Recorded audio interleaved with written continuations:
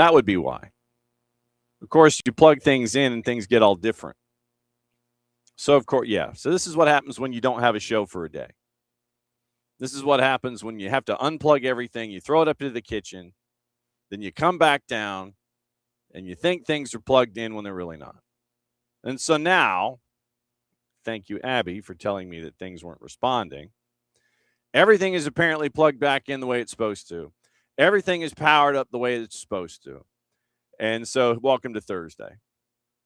I will always have issues with technology. The last 2 days have been no different. About 20 minutes after the show was over yesterday, everything came back online, of course. And so that meant that yesterday, if you could decipher a word that I was saying, it was a great conversation that we had with Mark Spiegel, Innovation Capital, the owners of Querétaro and Liga MX. And I have pretty much told Mark that we're going to have him back, but we wanted to do a sit down with him about what's going on at Querétaro as U.S. owners. And then Dylan put up with us, and then it was at 10:30. It was Noe DeMo, the Golden Glove winner in the NPSL this season from Bristol Rhythm AFC.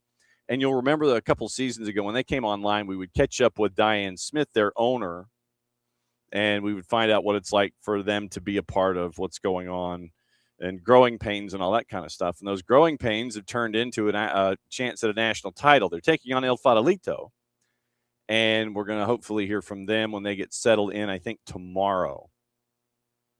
So we'll catch up with them as they get closer to the repeat that they're chasing in the NPSL. So that's yesterday. Today, obviously, we're going to get you caught up on things. There's some things going on in the Premier League you need to know about. There's a story out of USL Championship you need to know about, and thank you, Ricky, for the heads up. And then probably early next week, we'll try and effort some of the principals out of the Northeast on this.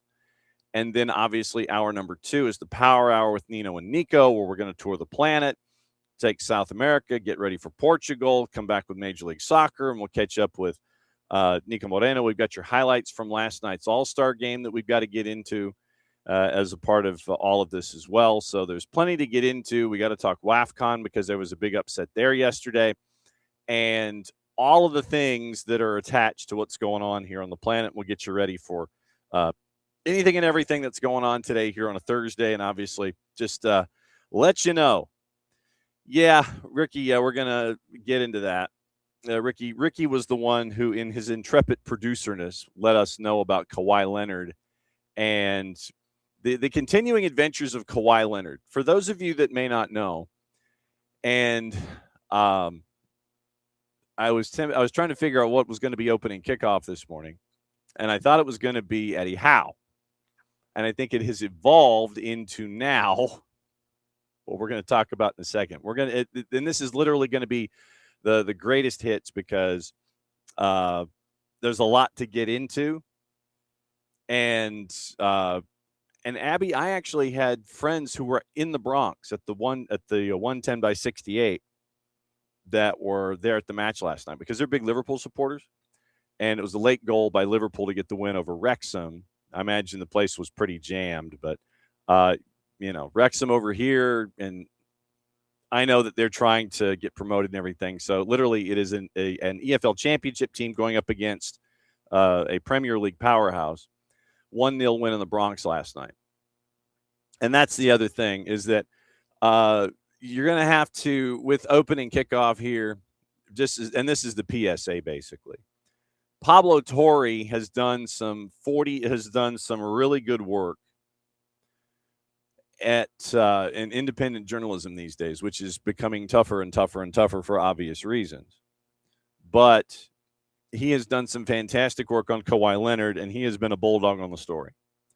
And so yesterday it came out about ties to Rhode Island FC. And so that's what we'll get into here with opening kickoff, brought to us by our friends at Black Pitch Coffee, blackpitchcoffee.com. Starting your day with the most important stories in the game, the right way to start your morning. Black Pitch Coffee, part of the SDH community.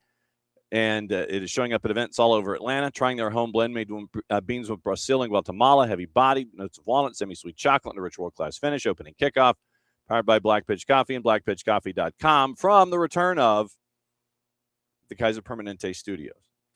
So yesterday, WPRI TV in Providence, Rhode Island, they had a super story, and they're going to have more tonight at 6 o'clock. Kawhi Leonard, according to WPRI, and this was a partnership with Pablo Torre Finds Out and Hunter Brook, 10-month investigation by WPRI TV. Leonard and his inner circle embedding themselves as investors in Rhode Island Football Club as they were once again trying to, and this is the words from PRI, navigate the collapse of a multi-million-dollar endorsement deal 2,500 miles away. In an interview, RIFC founder Brett Johnson of Fortuitous Partners confirmed the involvement of the Clippers small forward, along with Leonard's uncle, Dennis Robertson, and his former agent, Mitch Frankel. Johnson told Target 12 in March, Kawhi Leonard's a friend. He did not go on camera for this interview, but he was recorded. Described them as small investors in the club.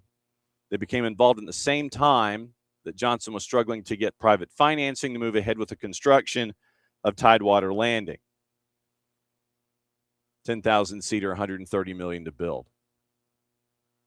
PRI, quote, the previously undisclosed role of Leonard underscores how little has been known about who is backing the stadium deal, even with tens of millions in taxpayer funds on the line. Rhode Island FC has never publicly disclosed the identities of its full ownership group.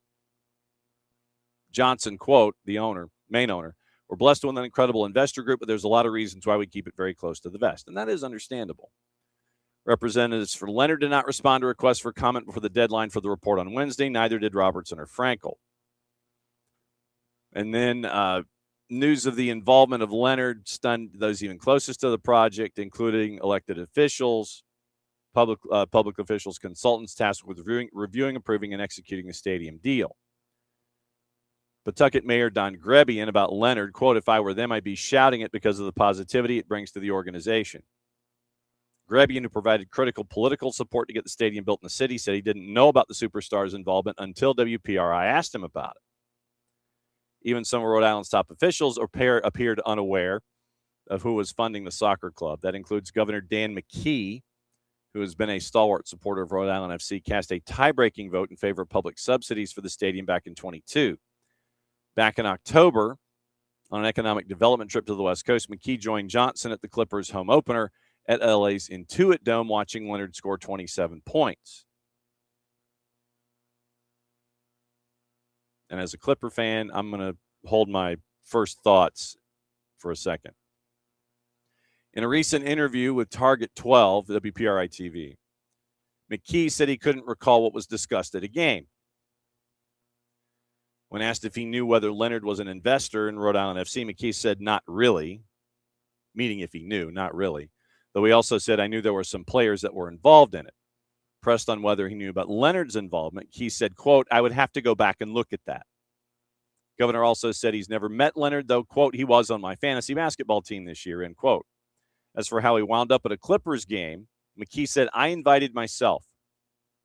His ticket was purchased by a Spanish sports marketing company called 380 AMK, but McKee said he reimbursed the cost. He declined to provide a copy of the receipt.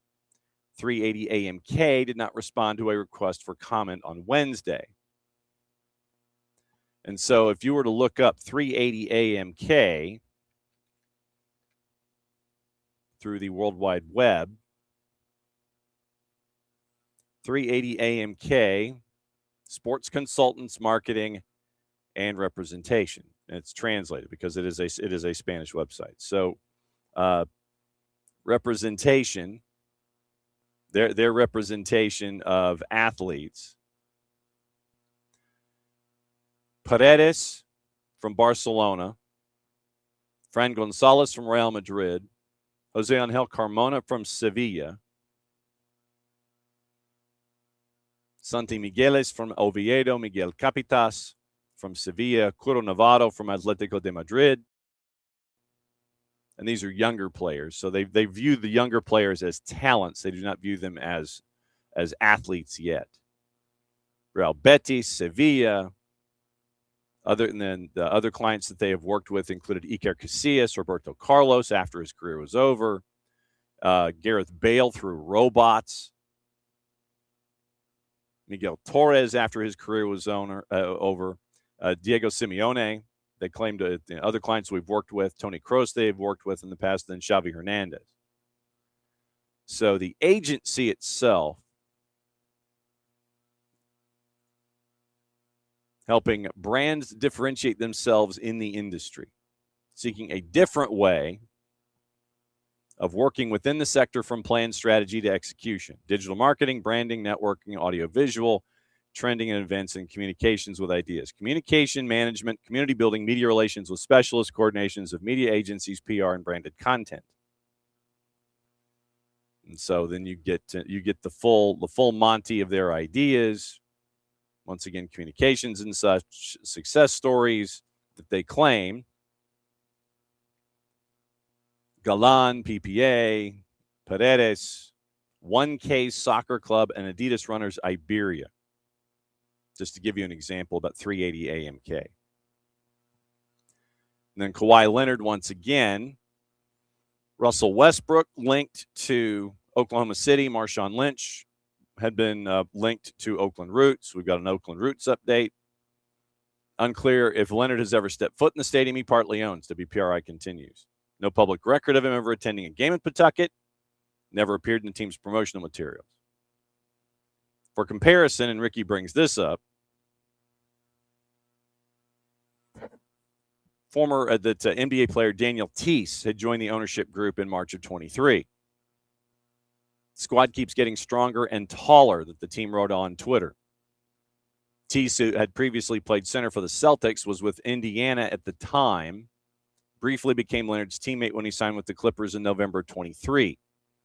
Teese, who is now playing in Europe, declined comment through a spokesperson for the club that he is currently playing for. Johnson defended the decision to protect his investors' confidentiality, saying such disclosure is, quote, atypical from a capital-raising perspective. Projected comparisons to athletes who've taken more visible roles with clubs. Quoting Johnson again, if someone is an investor, they want to make it known, they're welcome to do that. But a lot of them should be applauded relative to what they're doing to help create jobs and create something that has been game-changing in the state. Johnson also said no one affiliated with the Clippers was involved with his team. And so then going back to everything that Pablo Torre has been investigating early, same time Leonard was playing an undisclosed role in the Rhode Island Stadium development business dealings drawing scrutiny elsewhere in 23. Clippers ending a sponsorship deal with environmental startup Aspiration Partners. Whistleblowers told federal investigators the now bankrupt firm had been used by Steve Ballmer, the owner of the Clippers, quote, to pay Clippers forward Kawhi Leonard an incentivized bonus to circumvent the NBA's salary cap disguised as an organic marketing sponsorship agreement, according to the copy of the complaint obtained by Pablo Torre. The no-show deal, first reported by Torre, spurred Adam Silver, the NBA commissioner, to launch an internal investigation into potential salary cap violations. The investigation remains open and has halted a trade that would send Leonard to the Raptors. Aspiration's investors are also suing Ballmer over allegations in Los Angeles, and The Athletic reported earlier this month the scope of the investigation had expanded to examine an endorsement deal Leonard had with a second company. Clippers-Raptors deal involving Leonard remains in limbo. Scrutiny of the Aspiration deal went far beyond basketball. This June, co-founder Joseph Sandberg was sentenced to 14 years in federal prison after pleading guilty to 2 counts of wire fraud tied to a $248 million fraud scheme. Bankruptcy filing showed Leonard was owed money from Aspiration through his holding company, KL2 Aspire, LLC, KL number 2. Leonard held the agreement with Aspiration while associates Robertson and Frankel helped facilitate the deal, according to Pablo Torre.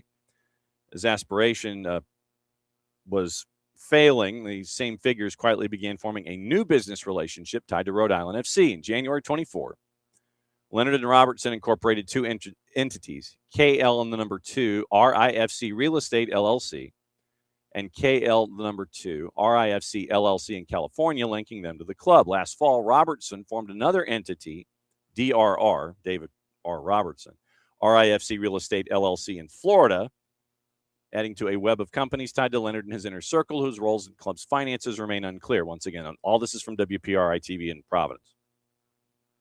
Soccer team declined to disclose how much of the club the three men own. Quoting Thomas Coughlin from the club, Rhode Island FC's policy is to maintain the confidentiality of individual investor holdings. Accordingly, Rhode Island FC does not comment on specific investor stakes, valuations, or shareholdings beyond information that has already been made public. In his interview with PRI, Johnson suggested their investment is about more than the team and stadium. Quote, they're particularly interested in real estate, finding ways to invest in housing, particularly in low-income areas. In Pawtucket, however, according to WPRI, housing is yet to materialize. When the stadium project was unveiled in 2019, Johnson promised broader development that would include a hotel and hundreds of housing units across the Seekonk River. State officials initially said public subsidies would be limited to the housing component, a stance they later reversed as stadium costs climbed. McKee's tie-breaking vote in 22 diverted $27 million away from housing and into the stadium. Since then, Fortuitous has partnered with other developers in pursuit of additional taxpayer-backed subsidies, according to WPRI, for the long-promised housing. Their plans, touted as about 400 market-rate and affordable housing units, have received local approvals and new tax deals.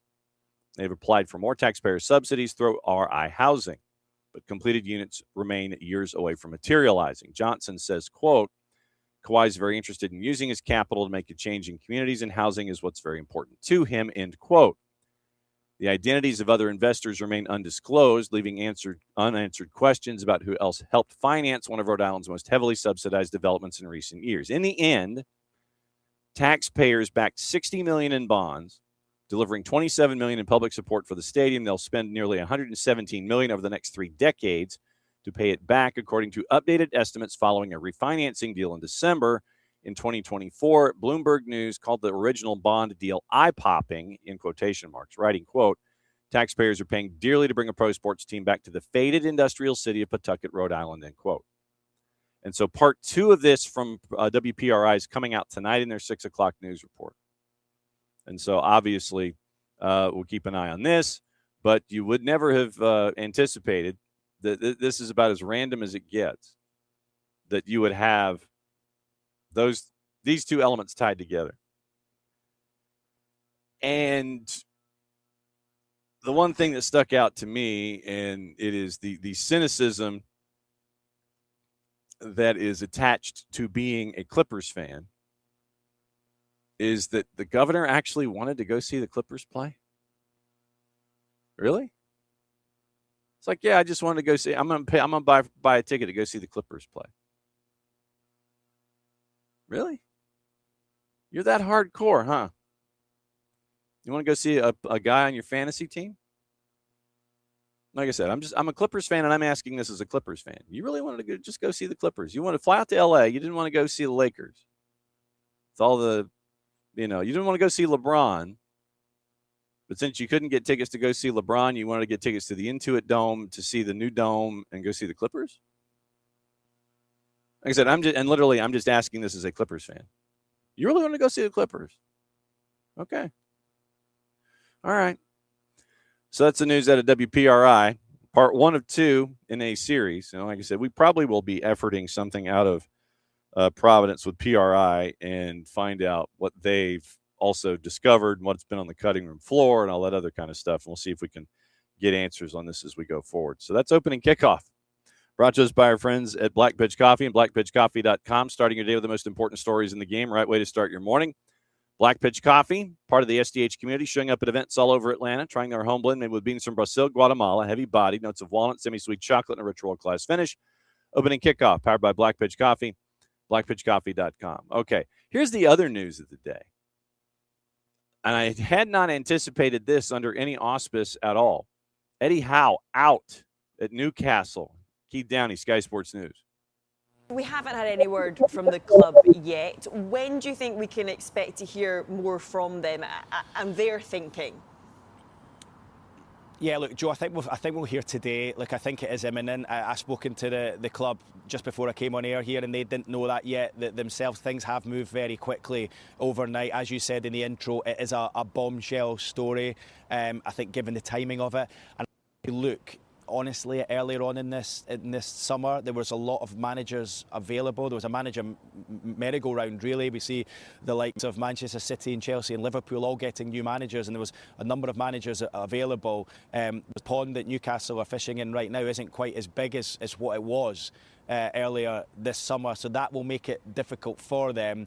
But I would expect some kind of clarity from the football club very soon, whether it's just when I come off this live or in the next couple of hours. They are going to have to say something, but that is our understanding that Eddie Howe has parted terms with the club. Resignation as such, it is his decision, but the club reluctantly are in a mutual agreement that the time has come for a change. So what names then, Keith, are going to be linked with this job? Who is going to come in and succeed Howe at Newcastle? Yeah, well, what we've been told this morning is that the 38-year-old German Matthias Jesle of Al Ahly over in Saudi Arabia is in advanced negotiations with Newcastle about replacing Eddie Howe. So, look, not too much is known about him. It will be a big change for him moving from there to the UK and to the Premier League to manage. But we are told that a move for him is in the pipeline, and perhaps that is why this news broke this morning and has been accelerated in the last 12 hours since Newcastle played that friendly last night. So he is the name in the frame. He is the man we expect to take over. It'll be interesting to see if they manage to announce it before or whether it's when Newcastle are on their pre-season trip to La Manga, the trip that they fly out on tomorrow. I'm told that there was also discussions with Kieran McKenna, the former Ipswich manager. Remember, he's just left to take some time out himself, so there was also talks with him and also with Antonio Conte, the former Chelsea and Tottenham manager. So look, a couple of big names mentioned there, but it appears as though Jesle is the man that Newcastle will bring in to replace Eddie Howe. So a big change in terms of, I guess, his style, his persona, and his nationality as well. So we will wait further instructions in that one. But from everything I'm hearing, it sounds as though he is the man who is set to replace Eddie Howe after nearly 5 years here on Tyneside. And it is Jesle who has been linked, and everything seems to be progressing to his appointment. Jesle right now is Al Ahly. And with Eddie Howe, he had decided to remain at St. James at the end of last season. Now, apparently, after 5 years in charge, a couple weeks before the regular season starts, he's had a change of heart and he wants to take time away from football. First trophy in 70 years with the 2025 Carabao Cup. Told the club he wants to take a break. Situation regarded, according to David Ornstein, as amicable. Newcastle well prepared for the exit. Jesle is a two-time Asian Champions League winner with Al Ahly, who once again are owned by the PIF, the Public Investment Fund.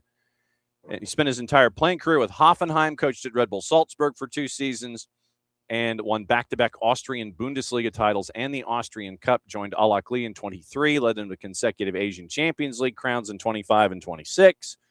A high-intensity attacking football. He is a Ralph Rangnick disciple, so that should make Nick very happy. Eddie Howe appointed November of 21, succeeding Steve Bruce when Newcastle were 19th in the Premier League, and this was shortly after the consortium led by the PIF completed their takeover of the club. Got him safe. 4th place finish in 22-23 Champions League qualification, top 5 placing 2 seasons later, also winning their first domestic trophy since 1955. Newcastle finished 12th last year, exited Champions League in the last 16, 8-3 aggregate defeat to Barcelona. From January 7th, they won just 5 of 17 league games, remained as Newcastle coach at the end of the season, which included after talks with the 25-strong delegation from the PIF in a series of meetings in England itself. During the summit, all parties acknowledged the season wasn't good enough, can't be repeated, consensus that Howe should continue. But once again, Newcastle sells Anthony Gordon and Sandro Tonali. Total deals worth £69.3 million, or $92.5 million, and $100 million. So $169 million in pounds in sales. Interest from Arsenal and Bruno Guimaraes. And so Eddie Howe obviously will now be considered a club legend. So Jesle, center back as a player, signed from Stuttgart by their then manager Ralph Rangnick. Germany U21 suffered an ACL tear in a 2009 game, never the same, retired at 26. Then, thanks to Rangnick, who was RB Leipzig's head of sport, invited onto a trainee program within the club's youth department, worked as an assistant to current Stuttgart coach Sebastian Hoeneß, who was in charge of Leipzig's U16s at the time, became an assistant at Brøndby. 2019, back to the Red Bull network, coach of Salzburg's U18s. Then you had 2 years later in 2021, replaces Bo Svensson at Liefering, Salzburg's feeder club. And when the Dane took over at Mainz, and then when Jesse Marsch left Salzburg for Leipzig, Gisela was in position to succeed him, head coach of the Austrian champs at the age of 33. Gisela wants his players to have agency on the ball, but for that expression to exist within a framework and to be supported by intense defensive work. Nick will be happy. Press. Quoting Gisela, I want to stress on the opponent as soon as possible. And when we win the ball, I want to go as quickly as possible towards the opponent's goal. I'm very vertical in that approach. Rangnick influence is clear. Naturally, as that comes to the players within the Red Bull system, the world outside it is not the same. That is absolutely true. And that came from an interview with Gisela back in January with Sebastian Stafford Bloor of The Athletic, their German football correspondent. So I think early on what you're going to see from Newcastle and Gisela is the opportunity to press the ever-loving daylights out of the ball. And then, I don't know, he's going to have to construct a roster, and you can do this economically, which is, I think, what Newcastle has to do these days, is that you have to have players of a certain physical ability. They got to be able to press out of the building and do it for 90 minutes. So how much of the current roster, and this is a Maddie and Alex question more than anything else, because I don't have the answer. If Gisela wants to do the race, as Nick says, who on the roster currently at Newcastle can handle that kind of ish? And having squad turnover being what it would be, then it might help things out economically. But I'm just wondering, what's the roster makeup going to be with Newcastle if we think that Gisela is going to be their new head coach? What's the new roster going to look like at Newcastle? What's it going to look like? How many of the dudes that are here are going to be able to handle the demands of the Gisela pressure over 90 minutes? Last 15, first half, last 15 of the second half. 30 to 45, 75 to 90. That's when you usually tire out in this system. So what's it going to look like with Gisela, and how much of that roster that's currently there is going to be different? That would be my larger question for all of this. So looks like Matthias Gisela is going to be the new head coach at the new manager at Newcastle. And we'll see what the roster looks like. But once again, you've had some big outbounds. Looks like you might be having more outbounds. But Gisela might have guys that he wants to help his system that would not meet the financial demands of the players that are on the outbounds. So it might help. It might help Newcastle on their bottom line. So there you go. That's the biggest news out of Newcastle in and of itself. Morning, Knicks. Morning, David. Morning, Will. Morning, Ricky. Morning, Abby. Abby's thinking maybe 48,000 last night at Yankee Stadium. Not a surprise. And then morning, Ricky as well. So Abby and Ricky and Will and David and Nix and Kefsey. Kefsey's in this morning. Well, good morning, Kefsey. Welcome back. So that's where we are with all the things that is attached to. No, there we go. Okay. All right. So that is the early rundown of things this morning. Obviously, after Nino and Nico come in the second hour, we'll look at gossip, rumor, and innuendo. We'll kind of push that to the back a little bit just so we've got it ready for us. and have it be the most updated as we can leading into the rest of your Thursday. So last night, Charlotte, and how do I phrase this? Pictures aside, you had 34,000, I think, last night. 34,197, I think, was the attached number to tickets that were sold for the All-Star game in the Uptown. And the first 45 minutes, it was one of those. It was one of those where you're sitting there going, man, that's looking pretty sweet. And understandably so. When you have two guys that kind of combine the way that they did, it was some really good football early on from MLS. Case in point, you're down 1-0, then you're not. Jake and Taylor on the call, Apple TV. Quite thought there was somebody there. Heel wins it back.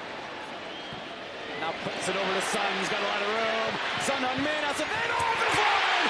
Sonny scores!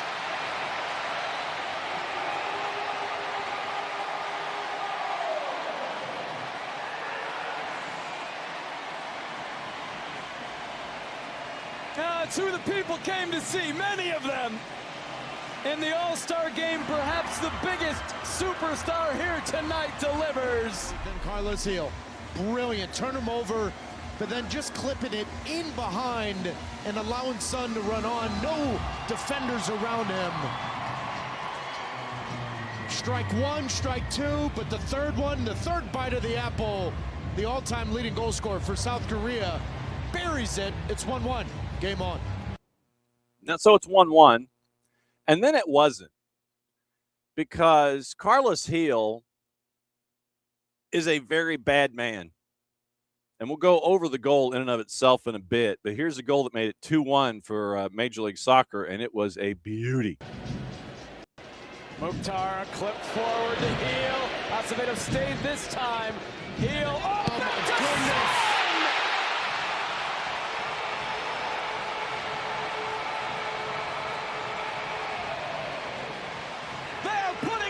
Show from the creativity and their ability to find a pass.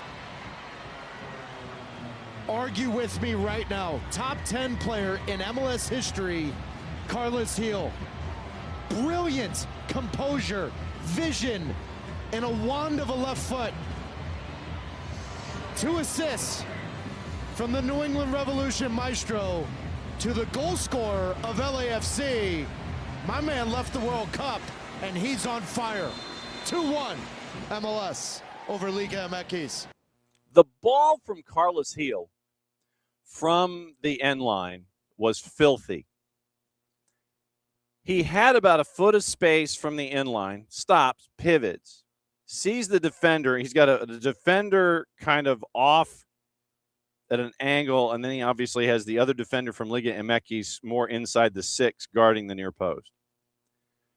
The defender that's kind of not really staring at him, but kind of off at about 2 o'clock.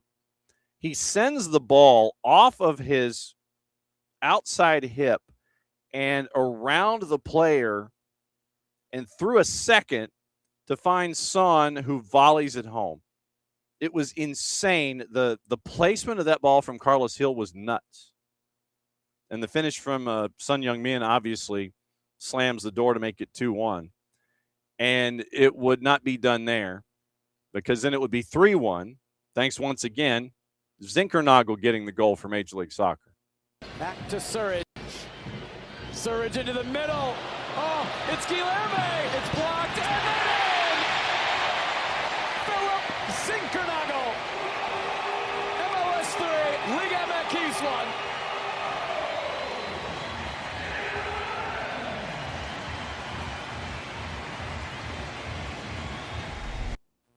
And so that way made it 3-1 at that point. Solomon Rondon we had a Solomon Rondon sighting actually. 3-2 at that point in the 55th. And then 3 minutes later, you get the change to go from 3-2 to 4-2. Evander with the goal in the 58th. Still through. Behind Dreyer. Surge, good touch. Evander!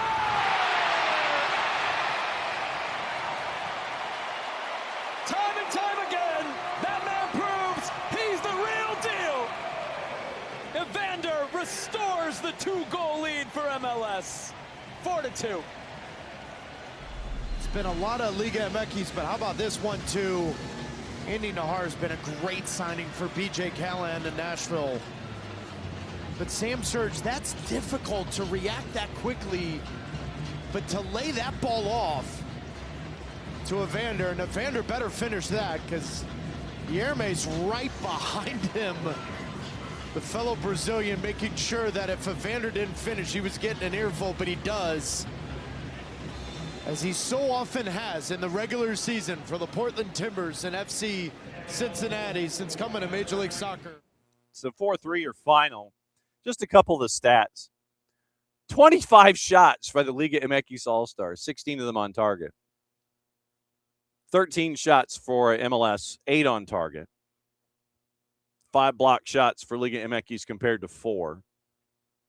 1,146 total passes. MLS actually completed passing at a worse rate, 86.5% to just over 89 1/3. 18 crosses, 14 of them by Liga MX. 12 MLS saves on the night compared to 4. 8 clearances by Major League Soccer. 19 fouls on the night, 12 of them for Liga MX. The 1 yellow card from the takedown early in the first half. But yeah, the idea specifically, 25 shots from the Liga MX All-Stars. 25 shots. 16 on target, and you scored 3 times. Had the goal in the 9th, then you were down 3-1, then you're back to 3-2, 4-2, 4-3 your final. So there you go. That's your run of how it looks, the MLS All-Stars and Liga MX. So that's your rundown there. Now everybody's back to playing in league before you get into Leagues Cup and all that stuff. So the sprint continues here in Major League Soccer, but a big night in front of 30, I think it was 34,197, I think was the number that was posted.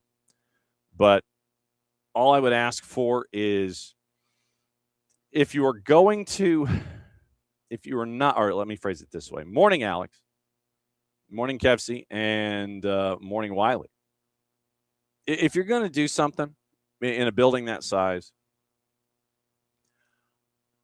I would ask maybe if you put up some bunting or banners in the upper deck in Charlotte in that 300 level where nothing was going on. Put some stuff up there. Just saying.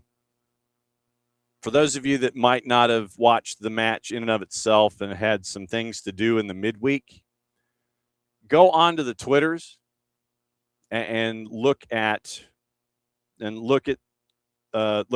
Charlotte, look at the bank, and look at the 300 level as a portion of the larger picture. Trust me, I get at the end of the day that you had over 34,000 in the building. I get that. But just look at the 300 level.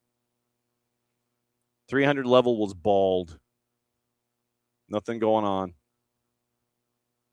You kind of pinned in your TV partner, Charlotte. Wasn't the best of looks. Just saying.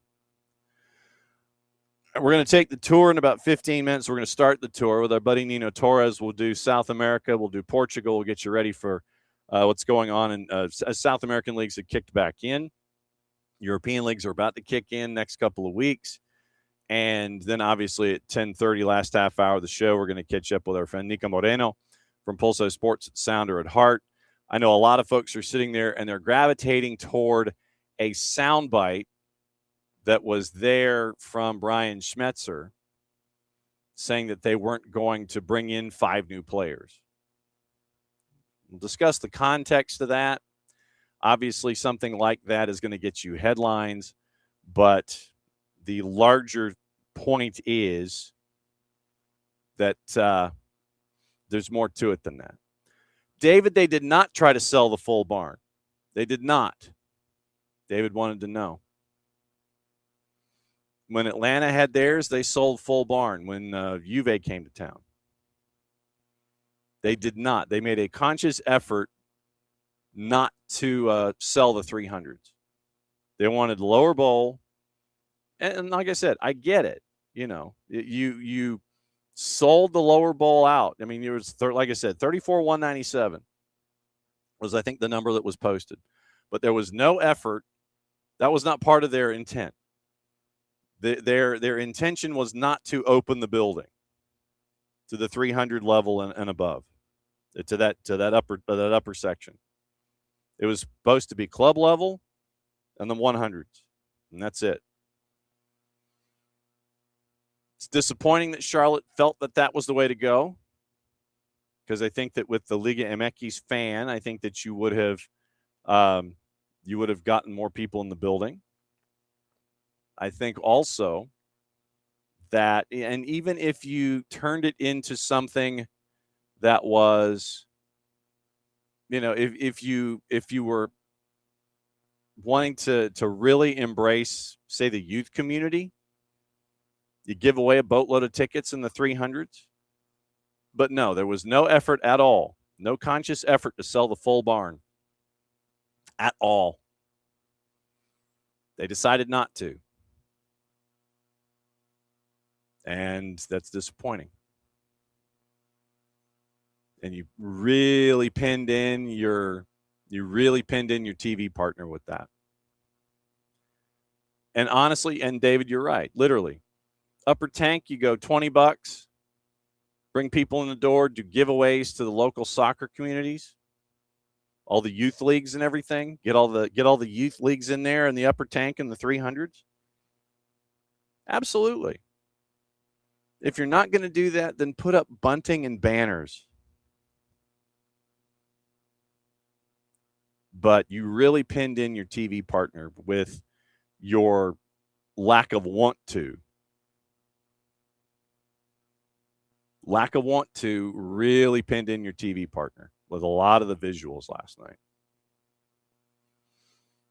Atlanta United is practicing this morning at the Children's Healthcare of Atlanta training ground, and there are some youngins that are a part of the practice and the training. Yesterday, it was announced by Hapoel Be'er-Sheva that Pedro Amador is now a part of their group on a 4-year deal, I believe. So Pedro Amador is now he is out. He is now out with his new club.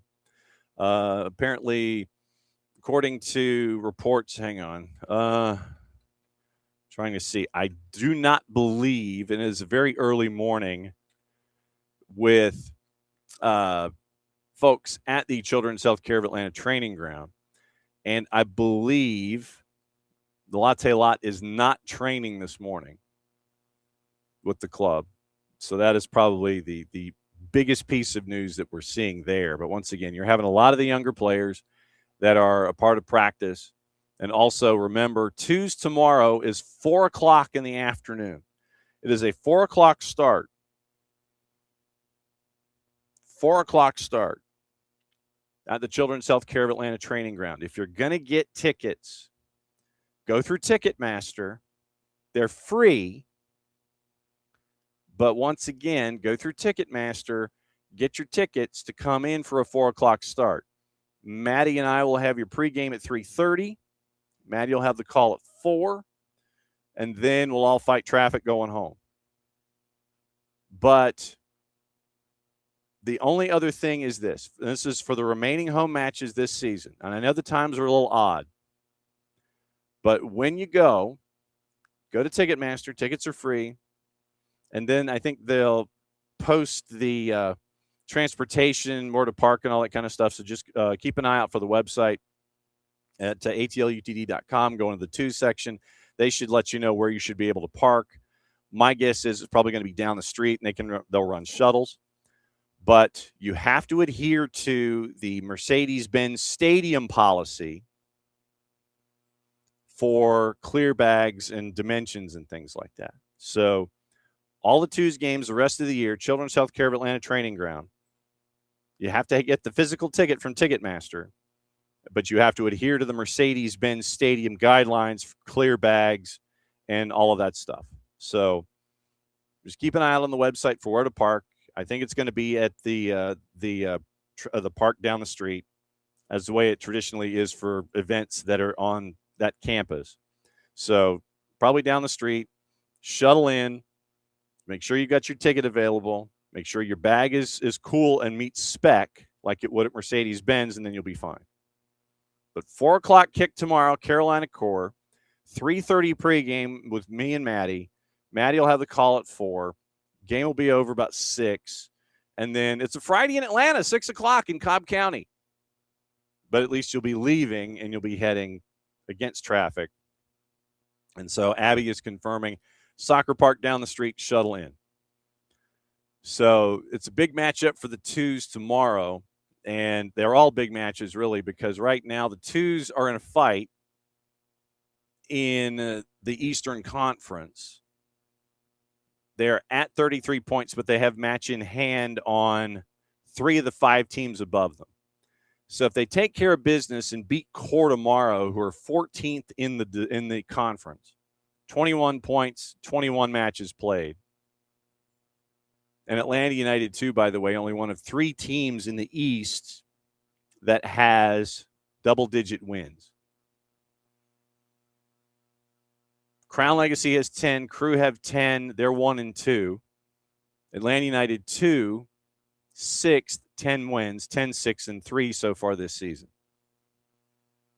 But if they win that match in hand, they go to 4th going into the weekend.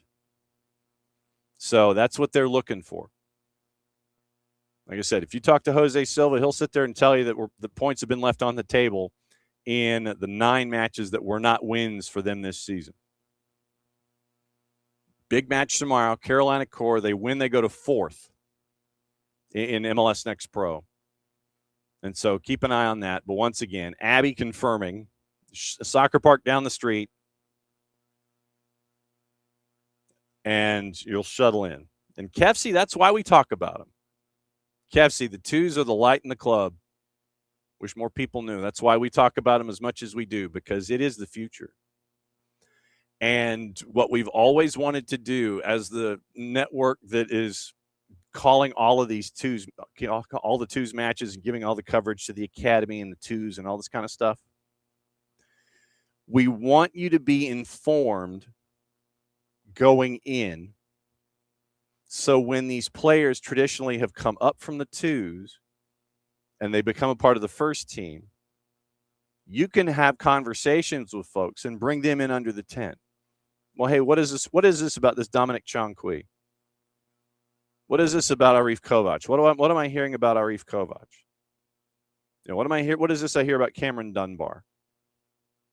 You know, what is this I hear about? You know, what about Jonathan Ransom? About James Donaldson? You know, about all these players in this cycle.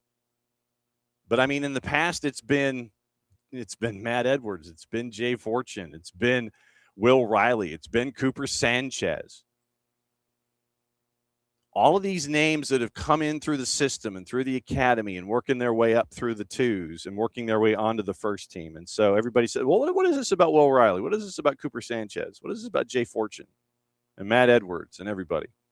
Well, they spent time with the Twos and they did this and they, you know, so that way, once again, you get to bring more people under the tent so they know what they're looking at instead of sitting there going, oh, he came up from the second team. Yeah, he came up from the second team and he did this, and this.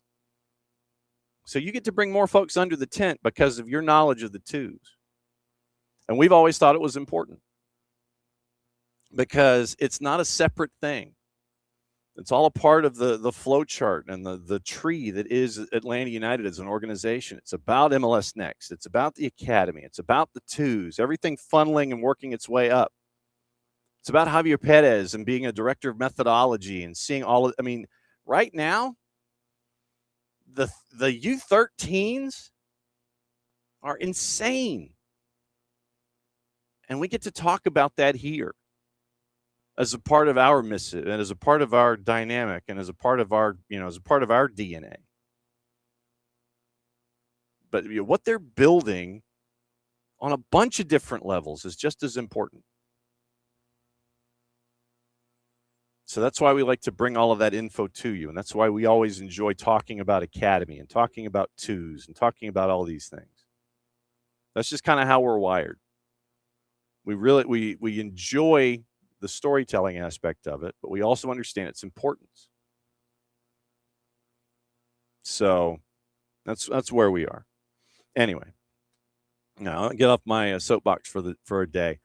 So that's where we're at when it comes to Atlanta United and the twos. So enjoy the twos. It'll be good to see everybody up there tomorrow. What to watch, where to watch it, how to watch it from our friends at Fanatis, fntz.co/soccer down here. That link is important. It helps us. It helps them. It helps you. Add to all the streaming services and all the matches that you didn't know you could watch. You can really watch them now. Links to CATV, links to Tigo Sports, links to a lot of the A and B divisions in South America. You've got TVV out of Venezuela, CDO Plus out of Chile, Liga 1 Max Pro out of Peru. You've got TEC out of Argentina. And you've got all the BNs, and I mean all the BNs. Polish League kicked back in this past week, which reminds me, I've got to do the picks of the week for the Discord to start the Clausura and get you ready for that. So that'll be up. I'll do that today. So that way it'll be a sprint into the weekend, and we can do it that way. So Clausura getting ready for that. Whoever won the Medio, the winner of the Apertura, you guys are in the Campeón de Campeones MLS Cup week. Or MLS Cup, period. So that'll be Campeón de Campeones. But we got to figure out the winner of the Clausura, and that starts this week. This weekend, keep an eye on the Discord. So you got the Polish League, the Turkish League, and the French League with BN. You have all the stuff with WAFCON going on right now. Big upset yesterday. The Shawinga sisters came up big for Malawi. 3-2 win for them in the tournament in the knockout stage. We're going to effort our friend Ali Howarth as the tournament continues to go to talk about all the storylines that are available to us. So you get AFCON, you get WAFCON, you get all the AFC Champions League stuff, you get all the Olympic qualifiers, you get all of the U tournaments, you get all of the World Cup qualification stuff. That's all in one place over there with all the BNs, Middle East, North Africa, Europe, all of that. Today, Sudamericana and Libertadores, you also get those. Sudamericana again, Gremio Boulevard at 6, O'Higgins and Boca Juniors at 8:30. That one is also simulcast on BN Español. Sunderland and Leeds at 7:30 on the Deuce. It is CONCACAF U20s, 9 o'clock tonight, Mexico and Guatemala. It's on FS2. Europa League, Midtjylland and Besiktas at 1 o'clock. And Conference League, Panathinaikos and Pakshi is at 2:30. Costa Rica and Antigua and Barbuda is your first match. That one's going to be on at 6. And then Central American Cup is on Paramount Plus. Remember, they just signed the deal. Herediano and Marathon, that is an underrated one. That's at 9 o'clock. Municipal and Cartagines is at 11 o'clock. And that's on Paramount Plus. And that's what to watch, where to watch it, how to watch it. Brought to us by our friends at Fanatis at fntz.co/soccer down here. So that's where we're at. Okay, now we get to find out what is going on. It might help if I actually might send links and stuff. So I'm going to send a link real quick to Nino and Nico. It's like literally they've been on the show so much. I take it for granted that they, that they know where to log in with all the things. So it is Niko Moreno and Nino and the studio space. Okay, so there you go. All right, take the tour on some of the other news. Real Madrid reports a record 1.221 billion euro in revenue. Third straight year above $1 billion. Club's own claim, highest revenue figure in sports history. Without any trophies, Xabi Alonso leaving and Jose Mourinho coming in. Brescia Calcio liquidated after 115 years, dissolved by the Italian courts. Club had already been stripped of their professional status, barred from national competition since the summer of 25. You're talking Pirlo, Baggio, Guardiola history. But Brescia Calcio, out the door and done after 115 years. Let's see. What else have I missed? DC United adds defender midfielder Kimito Nono from Kashima Antlers on a deal through 28-29 with a 29-30 option, 13-3 and over 87 appearances the last 3 years. Best 11 in the J League in 2024. Kashima won the J-League title in 25. Late night Spirit beat Utah 1-0. Jarrett was there. If you follow him on Twitter, you'll notice that he's at a lot of games at America First, and we get to learn together with him, whether it's Monarchs, whether it is Royals, whether it's RSL. Washington now 36 points, 17 matches atop the table. Paige Matire across to Rodman, 8th goal of the season, and that gets the win on the road for Spirit. NWSL suspended Kansas City forward Penelope Hawking for one match after determining she deliberately stood on the ponytail of Boston Legacy's Alba Caño on July 25th. Disco ruled it a major game misconduct, overturning the on-field ref's initial no call. Hawking is going to miss Kansas City's match against Racing Louisville. Timbers signed Vincent Janssen on a free, club's first Dutch player in history, 2-year deal through 27-28. 4 seasons at Royal Antwerp, 64 goals and 173 appearances, replaces Felipe Mora, who went to Atletico San Luis. Cindy Parlo-Cone asked about it at the All-Star game last night. Says that contract extension talks with Mauricio Pochettino going well, teased an announcement in the coming days.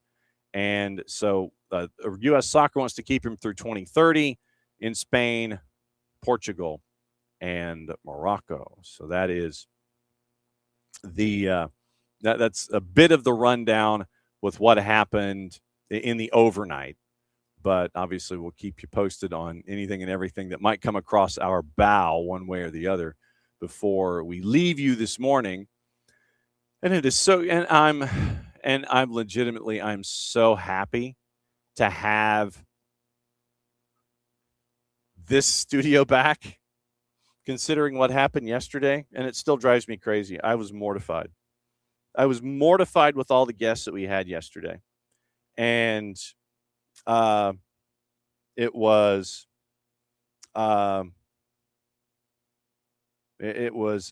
absolutely mortifying. But now that we're back here in this particular part of the planet, then it's is that on? Is that entirely too? I feel like that's too much of a glare. See, nothing like trying to do things where you sit there and it's like, you look like you're flared out and everything. Are you going to behave? You going to give that to me? Is my lamp broken? Maybe that's why. Wow, it's not letting me do it anymore. Okay, maybe you are broken. Maybe I need to get a new lamp. Yeah, or okay. Wow, you are. Maybe yours down as far as you can go. Okay. It just felt weird. Nix is shocked that Poach is still or maybe re-signing. Still don't think the odds are great he's still here in 2030. But, and I will say this, that they want to keep him for the 4-year cycle. They want to keep him. And I think that, the biggest thing, it would not surprise me if there was something in the contract that says if you leave, it is a massive financial penalty that has to be handled by the club that wants to bring you in. If he wants to go back to Europe at some point, then it would be, okay, so, hey, Bodo Glimt, you're going to pay like $98 million penalty for having it happen. All right, it's that time. It is that time. The man is large and in charge as he always is. He's ready to go. He's getting gassed up. He's trying to figure out what is going on in and around the planet. He knows because he just sent me the notes. Because it is that time to figure out what's going on. Is he ready? Is he ready? He's always ready. And for now, we go to Peru. Yellow, yellow, yellow. My man, what is up? Yellow, yellow, yellow. Soccer Down Here fans. I'm here. I'm back. Bigger and better than ever. So loaded, so excited, so happy about the Peruvian soccer teams that are just rolling, brother. Flexing the muscle in CONMEBOL, flexing the muscle in Liga Uno.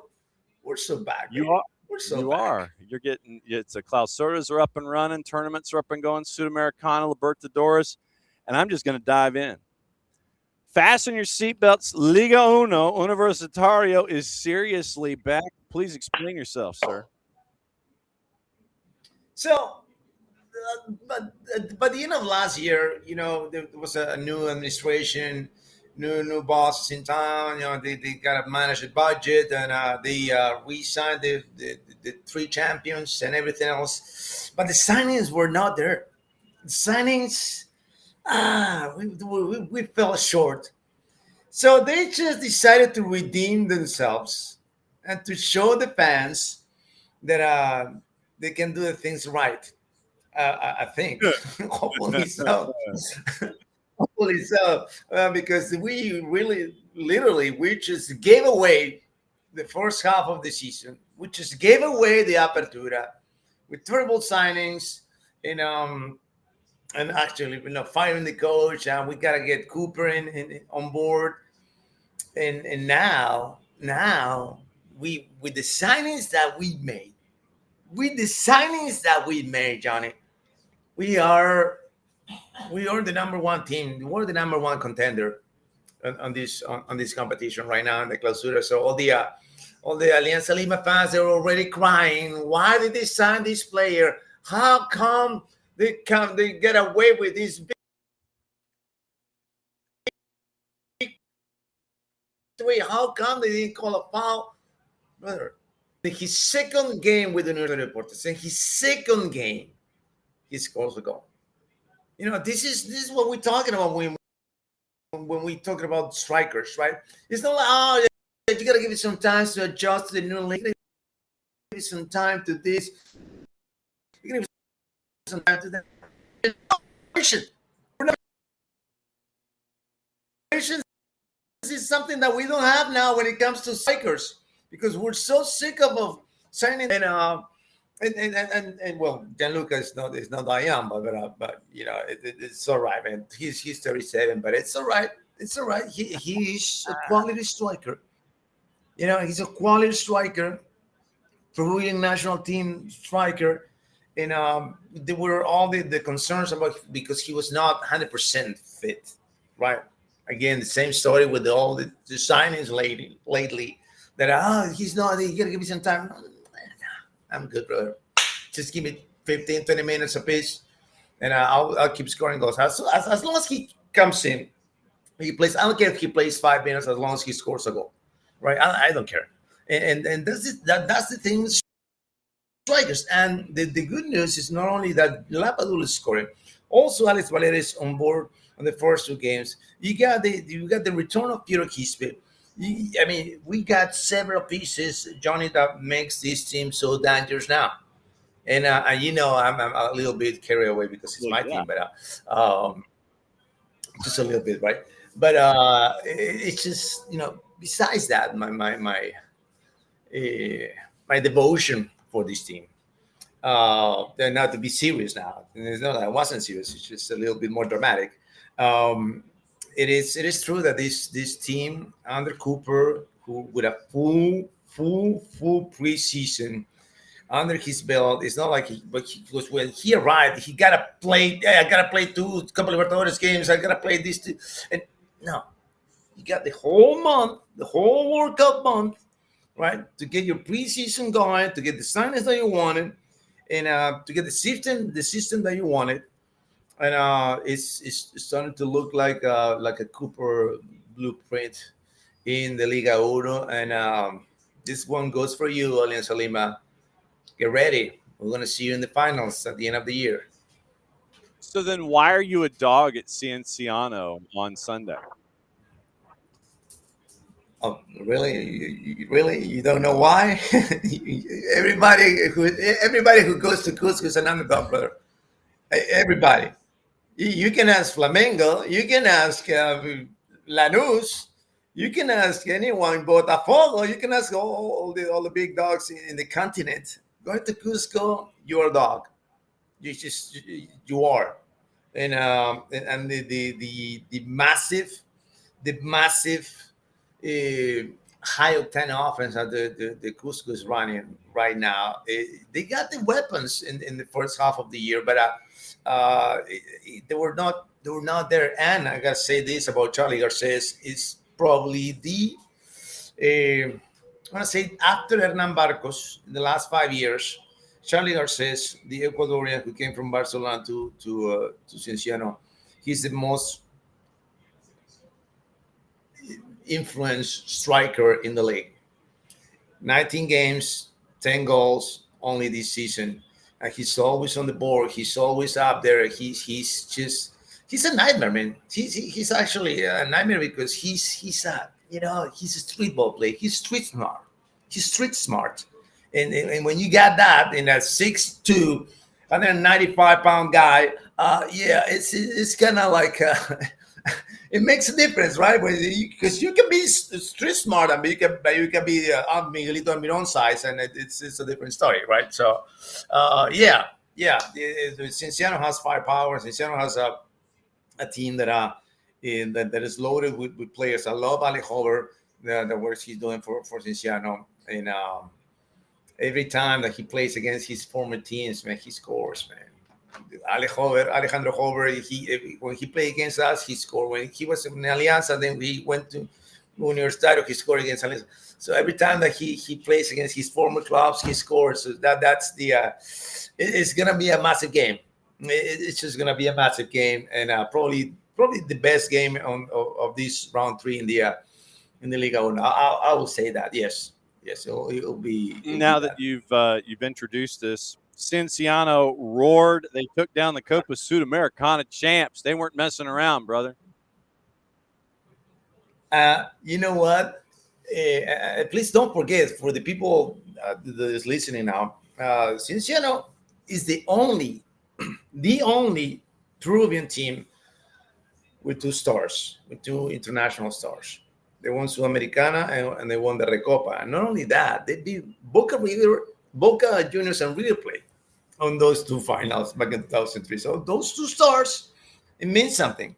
And when you have a coach like Cienciano, when you have the kind of firepower Cienciano has, like I said, when you go to Cusco, you're a dog. And especially for Rio de la Plata teams, for Uruguayan teams, for Argentinian teams, they're the ones that suffer the most when they go into the altitude. And I'm not putting that as an excuse, but and of course, you got to play ball. It doesn't matter about the altitude. If you can play ball, you cannot beat anybody because we were 15,000 feet above the sea level. Yeah, but you can't score that. There's nothing you can do about it, right? It's not going to get you anywhere.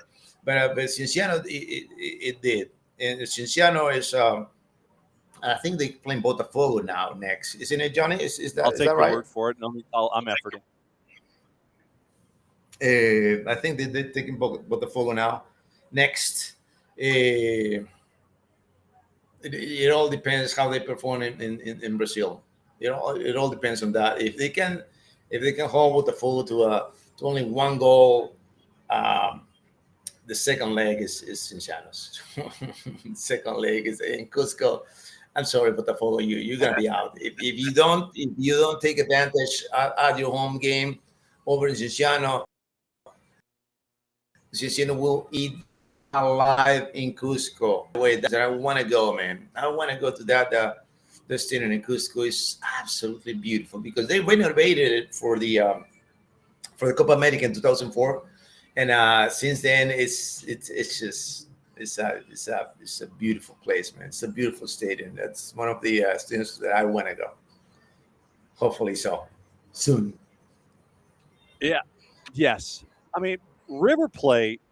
I'm just scratching my head. I'm scratching my head on both Boca Juniors and River Plate. Boca Juniors played tonight. O'Higgins, but I'm scratching my head on both of these dudes. It's how do I put this? We talked about this before, and I'm gonna say it again for the fans that didn't hear me before. They gotta switch the way they're doing things in both clubs, in River and in Boca. I mean, in Boca Juniors, it's going to be more difficult because Riquelme is not going to go anywhere, and it's his way or there is no way. But in in River Plate is a different story. But now they fired Gallardo, and what are they doing now? They can't find the right pieces. They can't find the right coach. They just can't. And all these re-signing players that are thinking that because they won something with River Plate 8, 7, 9, 10, 15 years ago, they're gonna do it again. And it doesn't work like that. It doesn't work like that. Outside Colidio, who's the best player? If I tell you River Plate, Johnny, tell me a name that pops something in your mind right away. Just give me one. I mean, Uh, that's my problem. I can't.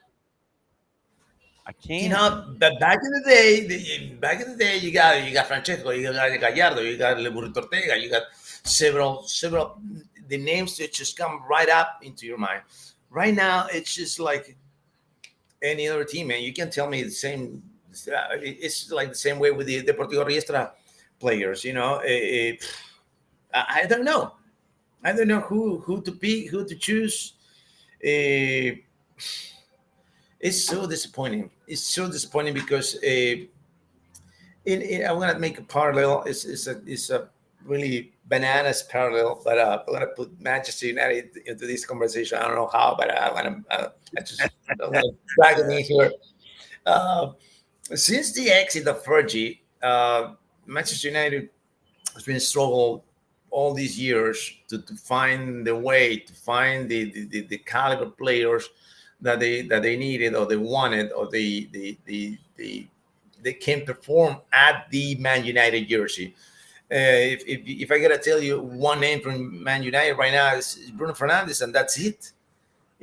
That's it. It's kind of the same way, in a different levels. But they are going through those phases, to this transition that seems like it's like a never-ending transition phase. When is this transition going to stop? And when are we going to go to the next level? And when are we going to go back to winning? And forget about and before we talk about Libertadores or Sudamericana, about winning the league, brother. About winning the actual league. It's just ridiculous. It's just ridiculous. By the way, there was a massive goal from Deportivo Riestra on Boca Juniors the other day, which is absolutely stunning, man. It's suffering. It's painful to watch both teams, both the biggest clubs in Argentina, the winningest teams in the country. This is just like a Temu version of the River Plate and wow. Yeah. That I was hard at that, but it's true, man. It's the truth. That's what it is. A Temu version. Cienciano and Botafogo play on August the 12th. Nice. Is that first leg away in Brazil? Yeah. Botafogo's on the bottom of the bracket, because I'm looking at Cienciano's on top, Botafogo's on the bottom when you look at the bracket. So, it is. Yeah, it's at the team that's on the bottom because Lanús and Cienciano was on the bottom when Cienciano got the 4-0 win. So I'm going to assume and project Cienciano is at Botafogo August the 12th. So that's how I'm looking at this. And if the bracket's screwed up, then I blame the bracket and I take and the winner of that one gets Bragantino and Atlético Mineiro. So that's how gets Red Bull. It's the other one. It's Vasco da Gama and Olimpia. Yeah, Cienciano Botafogo gets Vasco da Gama and Olimpia. That's what it looks like next time. So that's out of that. Okay. And it's at home. Cienciano home, John. Yeah. So that's what you're staring at with those two. Okay.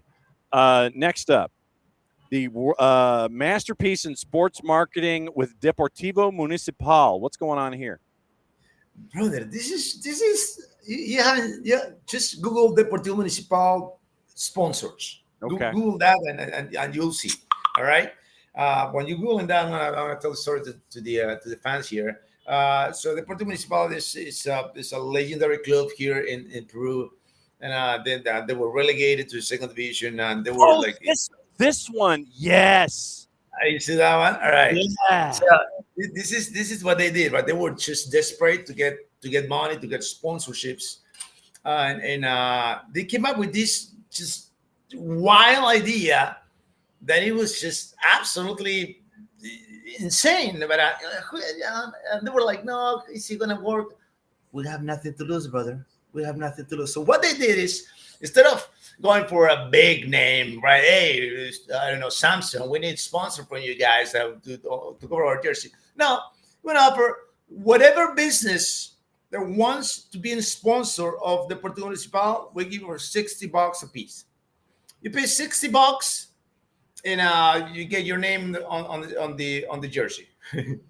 There's 1,000 sponsors now on that jersey. 1,000. So they got all cramped out together. They're all in there. And it's just like it's a mosaic with all these names and businesses, small businesses. It's like Juanita's Panaderia and there or whatever. And it's just beautiful. I mean, $60,000 on sponsors.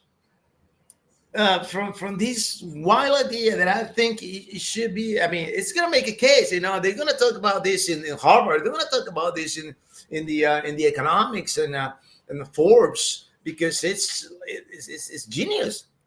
It's a genius idea. Those ideas that it could go so good or so bad, and it was so good. You see that? It's just gorgeous, ridiculous, man. I love it. And now I wish I'd known about it, because we would have dropped the $60 to be on the jersey. I mean, yeah. I wonder if you can still do it, because you can there's a pre-sale on the jersey. And also, if you're a sponsor, you could get like a 35% discount and everything. But yeah, it's $119.20 to buy the jersey right now. But yeah, I got to figure out how to get a sponsor deal on this. And then I've got to figure out how to get the jersey, because this is gorgeous. And that's fantastic marketing by them. It's genius, gorgeous, man. That's gorgeous. So from Infobay, this is where I'm catching the intel on it. But yeah, literally 1,000 sponsors, $60 a piece. And it's out of financial necessity they did it. The phrase by Albert Einstein: "A crisis is an opportunity to progress." There you go. And so the financial crisis of ADL worsens over the years. Team sporting performance forced authorities to seek a solution that could at least reduce the problem. And so they sold the space on the jersey. Hundreds of parties joined the project, and they got 1,000 sponsors, and entered the market once and closed their participation in the Copa Peru. Businessmen, merchants, entrepreneurs. And so they're now so they're called the Garbage Dump Gang.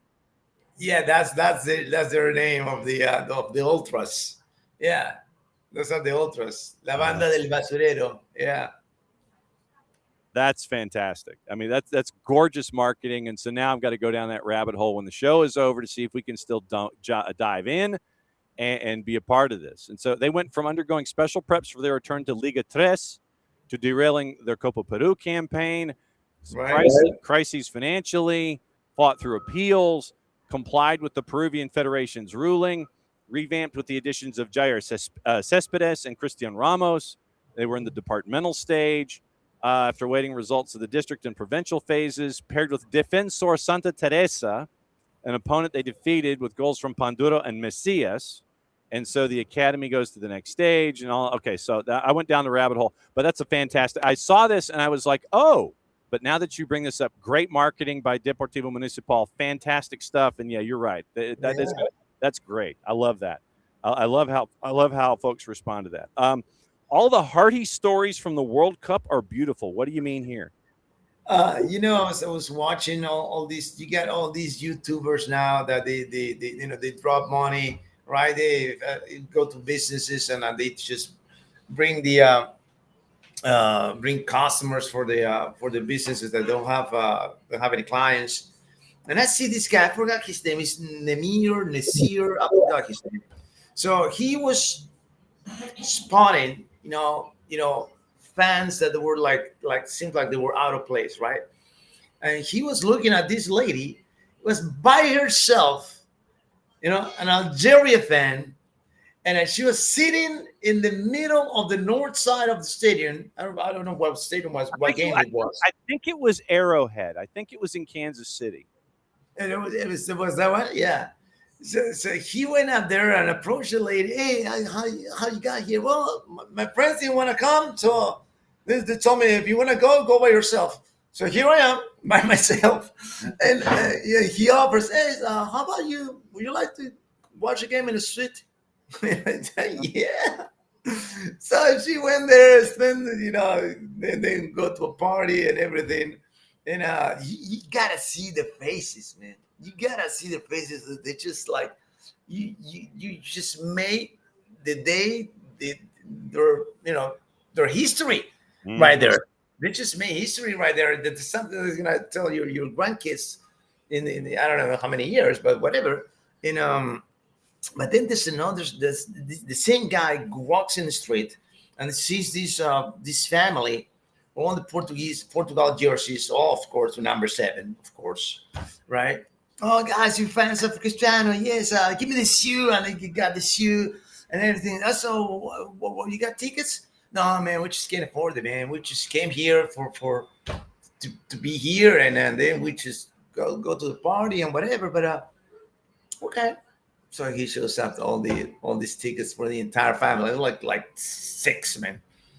The mom, dad, the 4 kids, the kids, and the kids they were crying, man.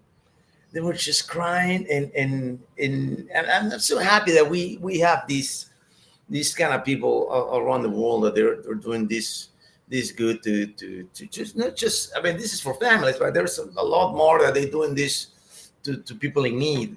But in this case, it was the families and people in need of a beautiful story for the World Cup, for the national team. You just travel there, and without a ticket, man, you just go there just to be there. Just to be there, it's already a blessing. And then on top of that, you got to get into the game. It's just they're gonna remember that forever. And I'm just crying all over my laptop here by watching these beautiful stories, man. I'm so glad that is happening, man. Okay, so I have a request. Yes. They don't EOO does not ship to the United States. They ship within Peru, but they do not ship to the United States. All right. Yeah, I got you, though. I got you. How you got, man? So I need to send it to your place so you can then in turn flip it. So they're doing a pre-sale right now of the 1,000 sponsor jersey, Deportivo Municipal. Uh-huh. And so you can dive in on the pre-sale right now, but they don't ship to the U.S. So I'm going to have to ship it to your house. Okay. And then you can flip it. And then as part of this, I will get you one of them myself. And then you can have – it's like part of the package deal. Since you're doing all the elbow grease, I'm going to get you one of them so you can have it as a part of your collection and wear it whenever you want. So is that cool? That's awesome, man. Okay. And then we still have to figure out how we're getting your pilots here to the U.S. so you can Delta ship. Yeah, now we can. Now we can. Now the whole craziness is gone. Now we're in a better place now. So I get to my pilots and we'll get this done, brother. I don't care. We're not get it done. Yeah. So when your pilots figure out when they're coming to the U.S., we'll do like I said, they can just bring it. Airport? Delta Cargo, right? Delta Cargo, and then Delta Cargo ships it to Atlanta, and then I go to Hartsfield's Delta Cargo, and I get it, and we have all of the Nino the Baker baked goods. Yes, we're gonna make it happen, man. All right. So what else is going on these days? We're getting closer and closer to Portugal kicking off seasons, and there's transfer rumors and all the other things there too. And you're already shaking your head. Don't tell me that, man. I'm gonna freaking cry, man, because it's been since 2019 that I've been calling this league, and this is the first year that I'm not gonna call it. They got Bean Sports got the rights for this season. So it is what it is, man. It is what it is. We'll see when I can return to be behind the mic, because I'll miss it so much, man. Well, we'll talk about it, and we'll keep you in the loop. We'll talk about whatever you want to talk about, because you know we love you very much. Thank you, Johnny. Appreciate it, guys. We'll see you next week. You got it. There goes Nino, and he's going to go and talk. He's going to go get coffee and breakfast and all these other things. He's just going to get all gassed up, and he's going to enjoy his day, and he's going to go bake like 98 cakes, and he's going to take them to all the freaking bakeries and in Lima, and it's just gonna be like, oh, you want like a dozen? Okay, I'll give you a dozen here. Then he gets in the car and he goes to the next one. Oh, you want a dozen? Okay, we'll put a dozen here, and we'll get a dozen here. Literally, this is what he does. He'll shoot stuff on Instagram, and it's like he's walking in and out of stores. It's like he's walking in and out of bakeries. He's just like, okay, yeah, I just, and he's got the phone up here. What we need to do is we need to get him one of those long sticks.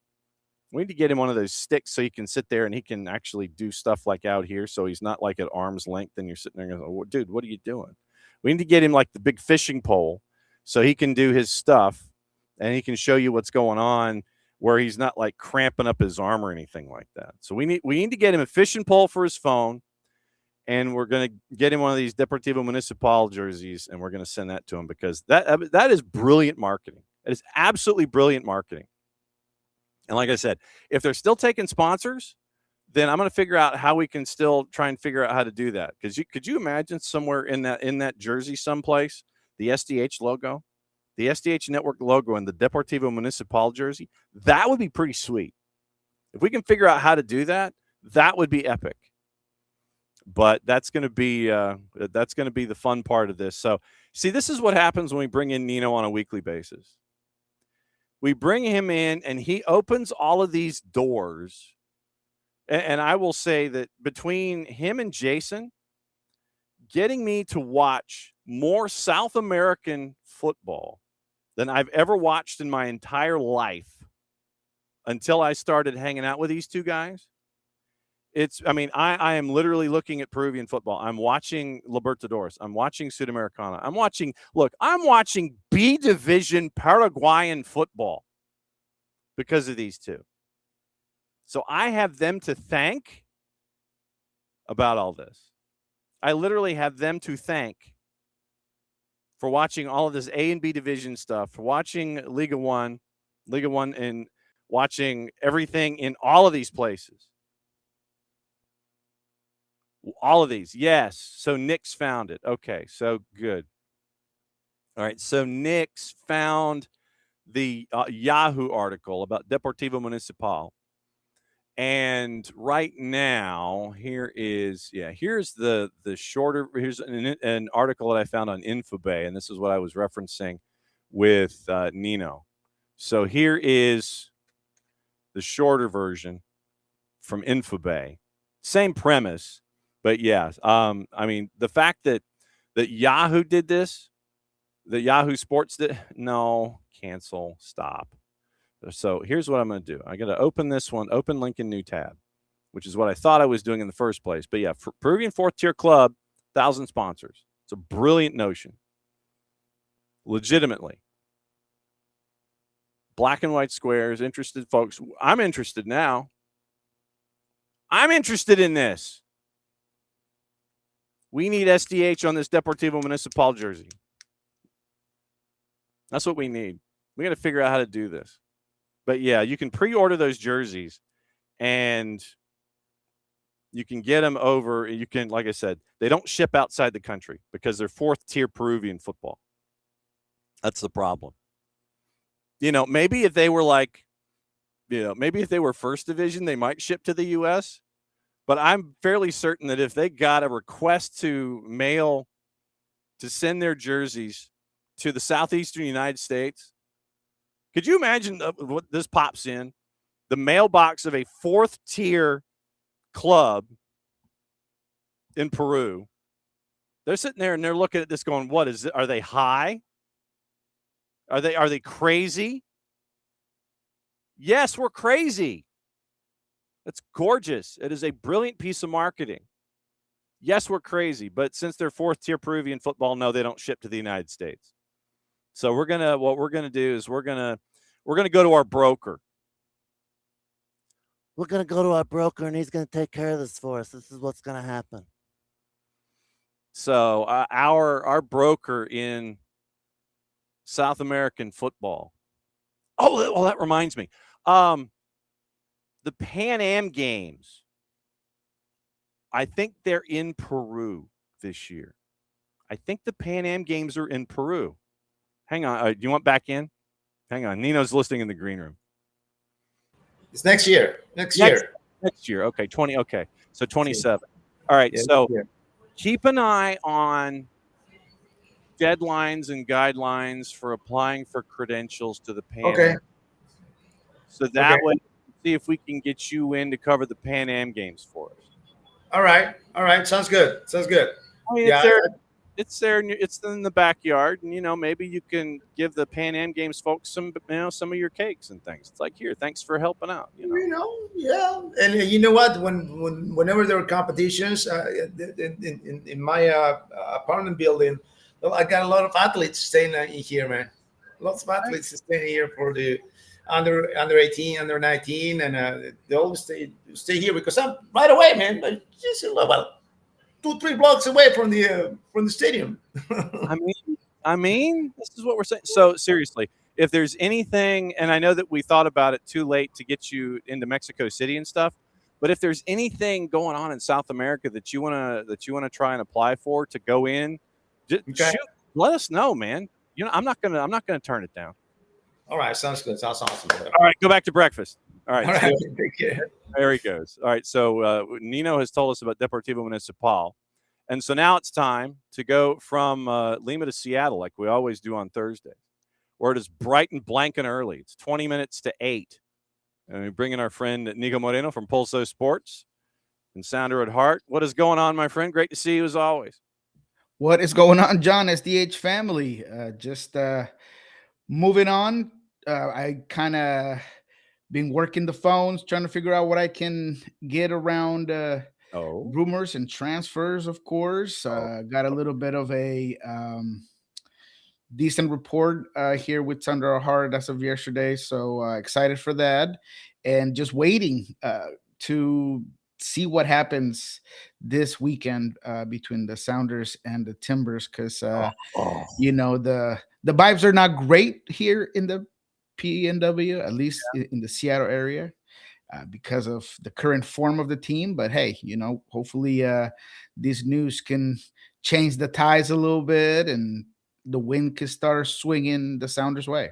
Okay, so then I want to get into this because there were a lot of folks that got hung up on a soundbite, and this is why I want to break this out, and I want to flush this out a little more, because a lot of folks see that headline of, well, we're not going to bring in 5 new players, and it creates this mass panic of, things are so bad and awful and horrible, and we're having a no good, very bad day, that we need to make all of these changes. And then your head coach says, well, we're not going to bring in 5 new players, and everybody starts freaking out and panicking all over again.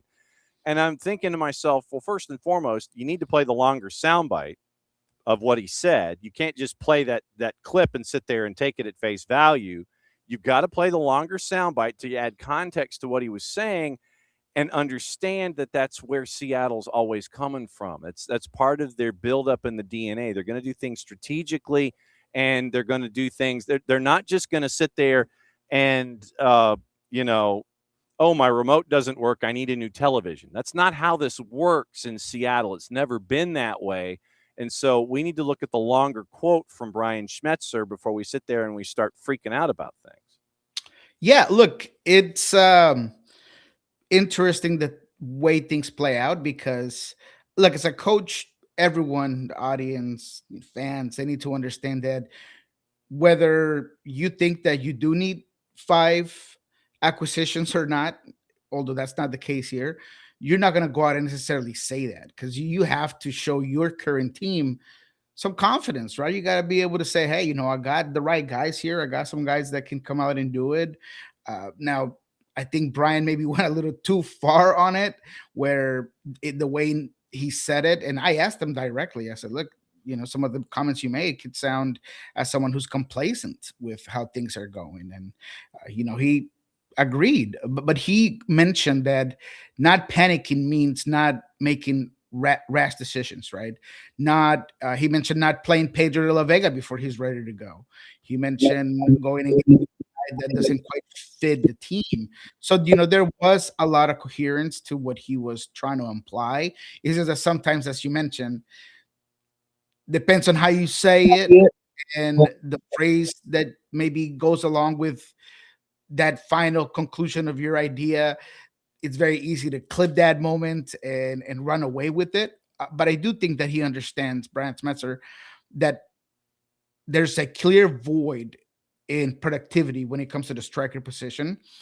And we all know that. And he particularly understands that. Is he going to go out there and say it right off the bat? And fans were like, hey, have you guys asked about strikers? And I can't believe nobody's asking about. Well, we have asked him, but he has strategically and correctly been diplomatic about it. He's not going to say, hey, man, this guy's in his locker room stink and I need to get new guys in here. I mean, it just makes no sense. So, yes, I do believe that Brian is trying to do two things. One, protect his guys, show them confidence, but also say, hey, we absolutely do.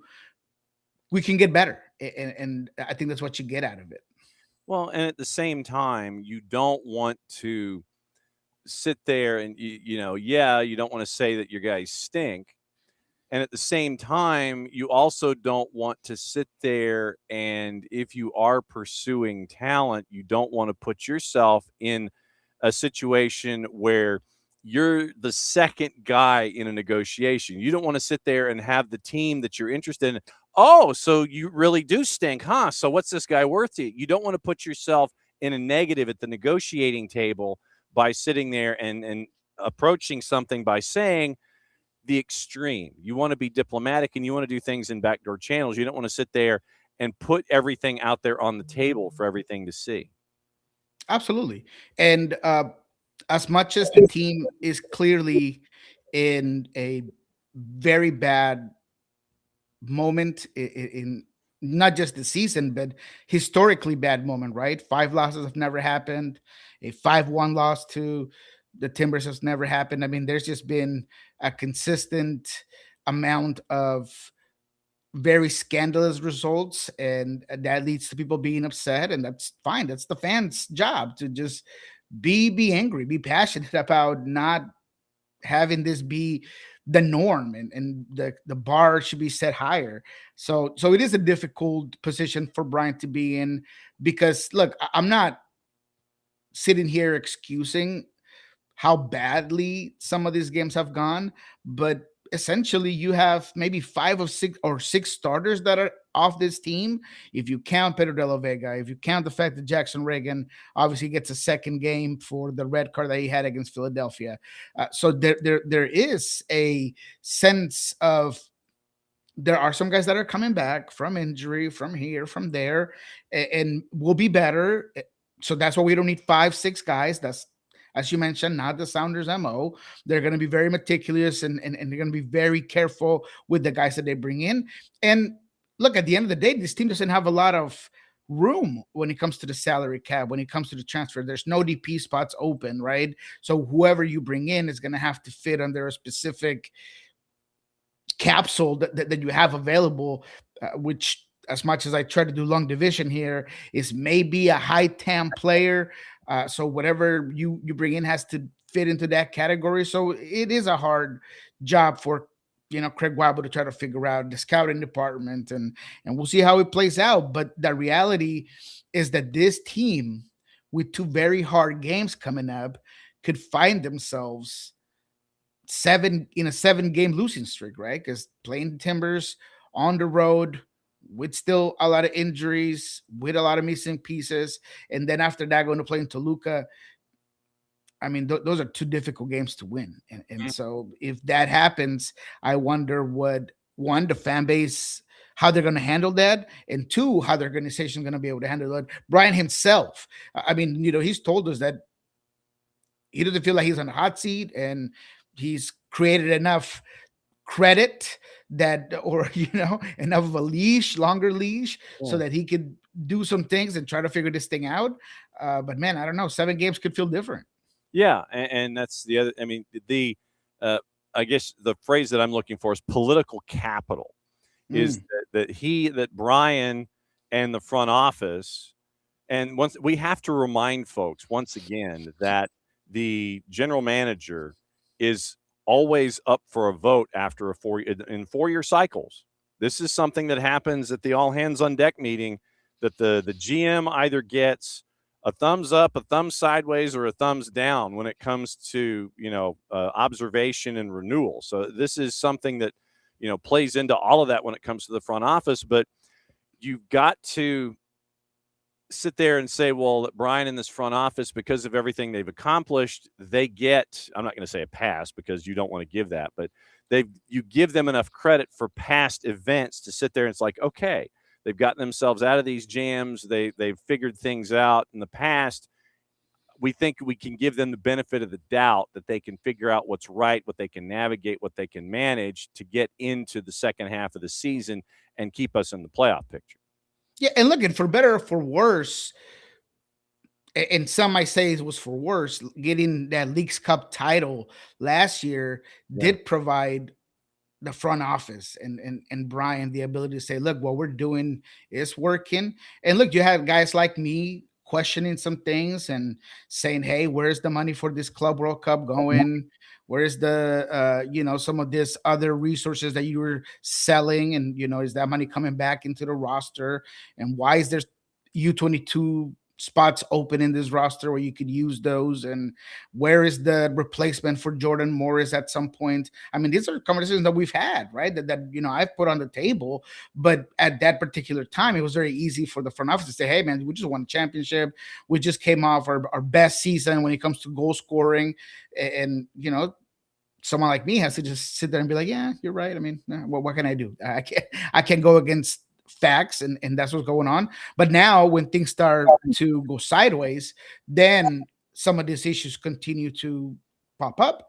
And that's where I really do think that, and I think I said this in our last show, that there is this urgency right now from the front office to try to get something done and maybe not panic, right? Because I do believe Brian in that sense that this team is not going to make a panic signing, and that might be something hard for the fan base to understand. Because if, let's say, some of these things don't happen and you don't get somebody and you don't sign the right guy, the fans have every right to lose their minds because they want better. They want to make sure that there is a vision. And I feel like that's where the Sounders have missed the mark a bit. I've brought up the whole thing about there was one point when Raul Ruiz was still here, sitting on your bench, doing absolutely nothing, where, Craig Weibel in the front office, they had a deal done to New England. Done deal, right? Just sign it. That's all you got to do. And there was another player that could have came in at that DP position, but it didn't get done because of some budget things and the lack of confidence that you were going to go get another DP. So the vision sometimes is not there for the fans, where it's like, look, if Jordan Morris is hurt and he continues to get hurt, like, can you move him out, or Pedro de la Vega or whoever? That's what the fans want to see. And so right now, with the current limitations that you do have, maybe there's wiggle room for some new players, but I think the next season is when the big changes might happen. But there is this urgency that's kind of built up because of all this consistent bad performances from the team. Yeah, and you're also in a Western Conference right now that 9 teams are separated by 6 points. And frankly, if Seattle wins their game in hand, they're in 4th. That's how crazy the Western Conference is right now and how crazy it's going to be all the way through. Yeah, I mean, you look at Houston. Houston's a team that, was below the Sounders in the standings going into the break, right, of the World Cup. They have added some pieces. They have some players they've spent some real money on that roster, and they look pretty good. I would argue that, a team like Minnesota can continue to get better, and there is some legitimacy level money on that side. Even Sporting Kansas City, as far down as you might look at them, I mean, they're trying to make moves, right? So those are the things that this team needs to understand, in which, hey, if guys are not coming back, if there's injuries, I mean, regardless, even if they do come back, you need to continue to add players and make this team better. Yep. Right now, the decisions that have to be made. Rusnak has an option year for next year. I know that I think the Petkovic loan was only going to be a contract through this year anyway. Yamar is out of contract. Masovsky is out of contract. Nuhu is out of contract. Alex Roldan has an option year after this year. Ryan Saylor has an option through the sprints for the sprint schedule. Then your supplementals. Decisions have to be made on Max Anchor, who has 2 more windows after this. Cody Baker has 27 and 28 after this. Osaze de Rosario has a 27 option. Stuart Hawkins has an option for 2 more. Kim Ki-hee is out of contract. KKR has an option year for 27. And Sukunome has an option for 27 and 28. So that's what? 4, 5, 6, 7 supplementals that have to have decisions. And then another 1, 2, 3, 4, 5, 6, 7. So you basically have as many as 14 roster decisions you have to make in Seattle for next season for the sprint and beyond. And there are some forceful decisions, because Jesus Ferreira could very likely reach the escalators that would turn him into a DP level player. That's why I don't think that the Sounders can or will pick up Albert's option, and they're going to try to keep him, right? I mean, you could definitely talk to the player and tell him, hey, we're not going to pick up this option, but if you can come back at a high TAM level, player level, then we're going to go ahead and keep you. We'll see what happens with Yutsu Kanome. He was loaned out to the Pittsburgh Riverhounds. If he hits it over there, maybe there is a way that team purchases him. I mean, there's a lot of different avenues.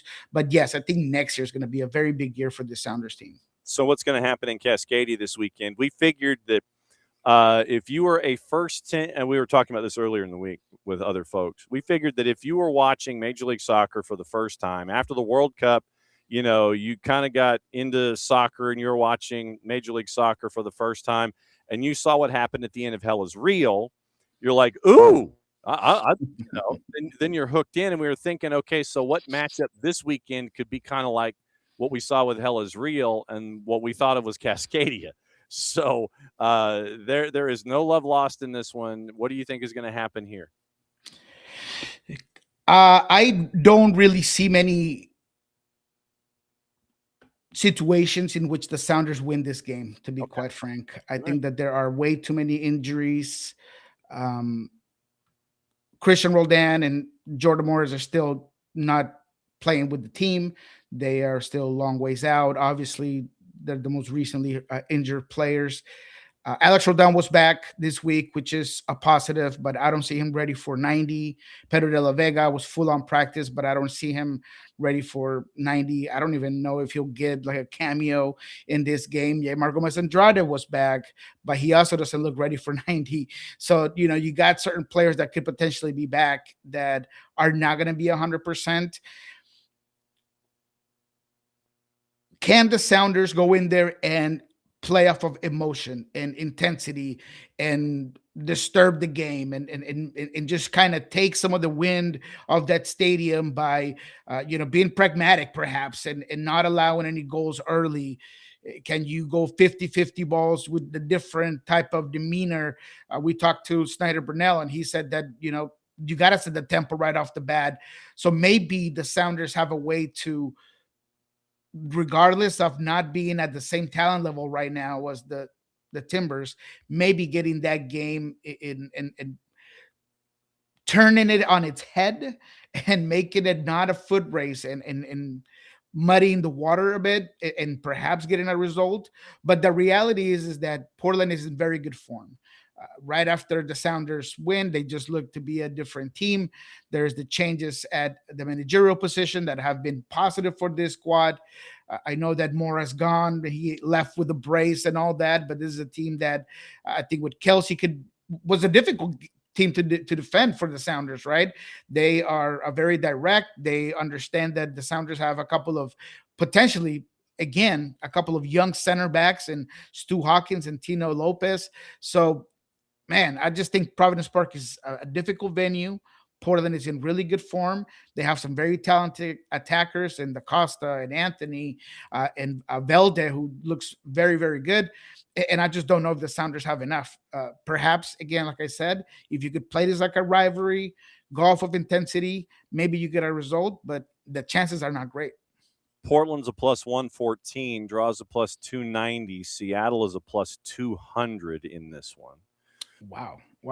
Yeah. If anything, the draw is about as high I'm willing to go. But I just think Portland sees an injured opponent, and I think that they're going to go after him right off the bat, immediately off the very first minute.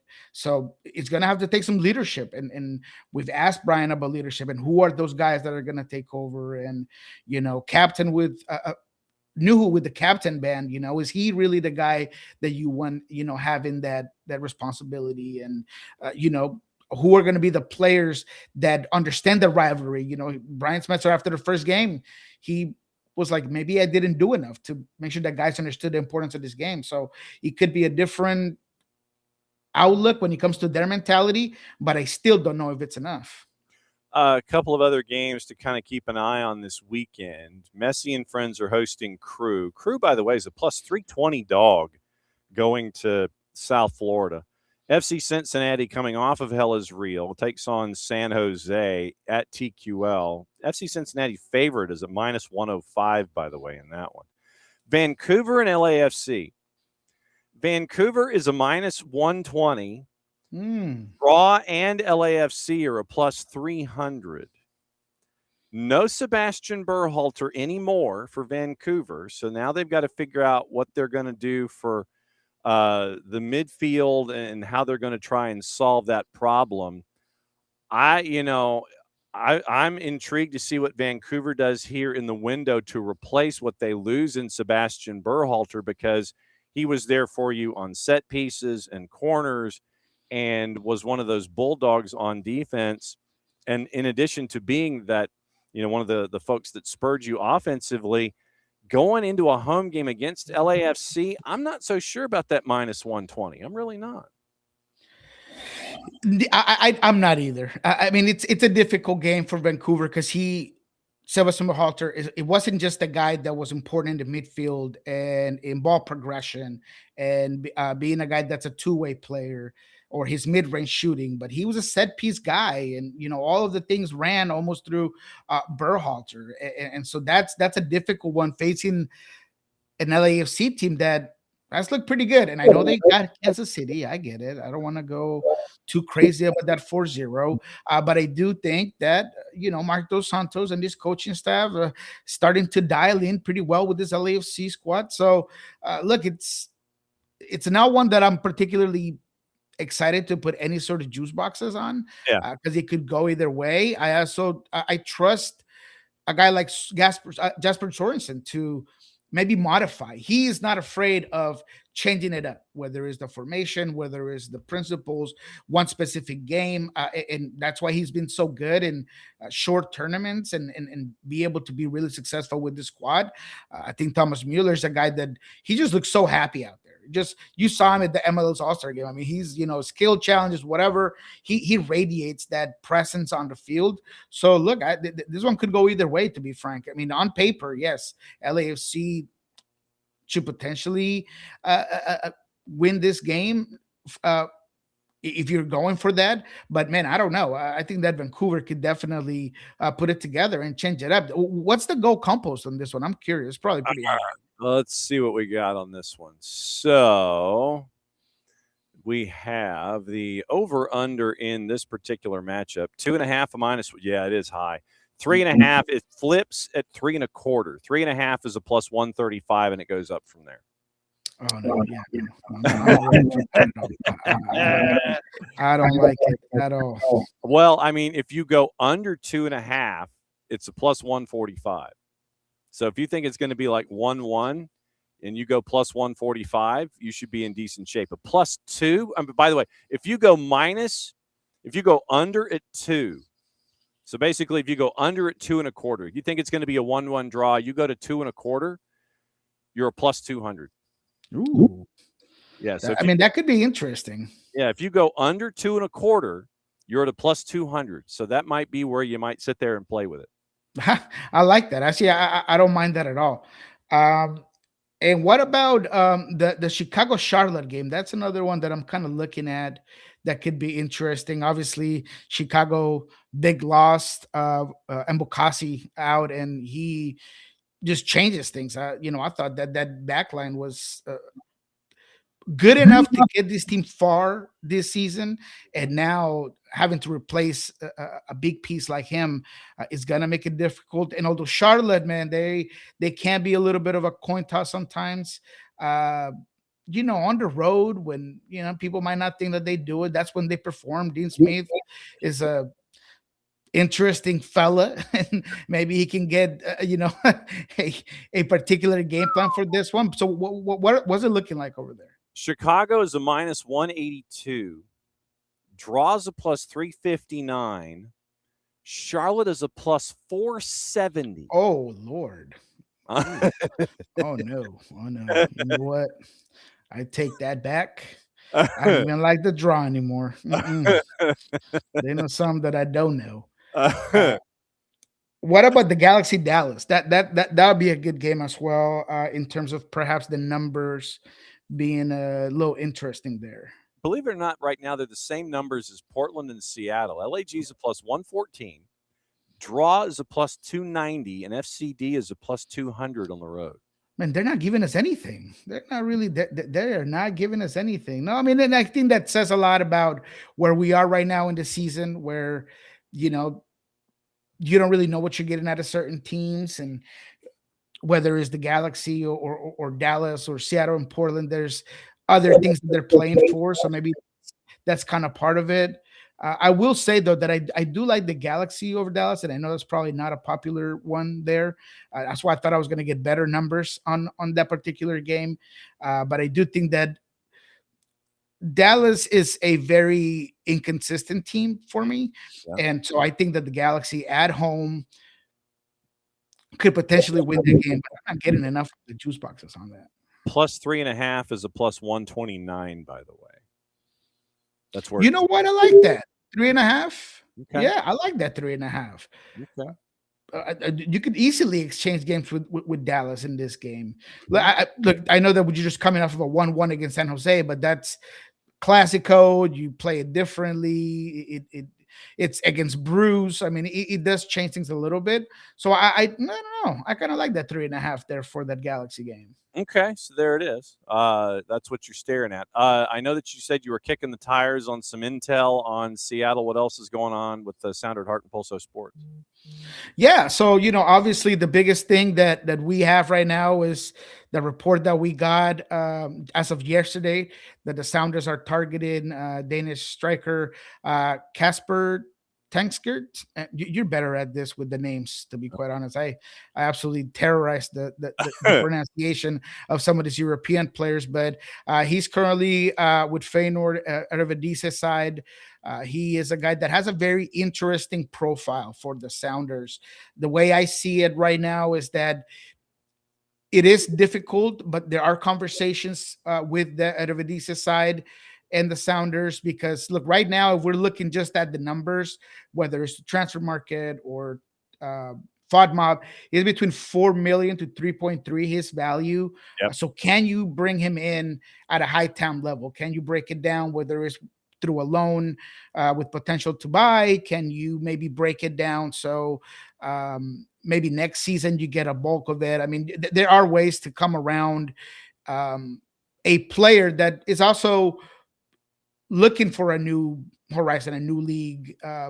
So can the Sounders use a lot of these mechanisms that, I mean, we've seen Miami do it with top players. We've seen LAFC do it with bigger names. Why not the Sounders be able to bring this particular transfer So it hits the salary cap in the right way. So the transfer is broken down and you're able to bring him in at a high time level player. But I like the fact that the Sounders are out here. At least now we have some evidence that they are looking at specific strikers.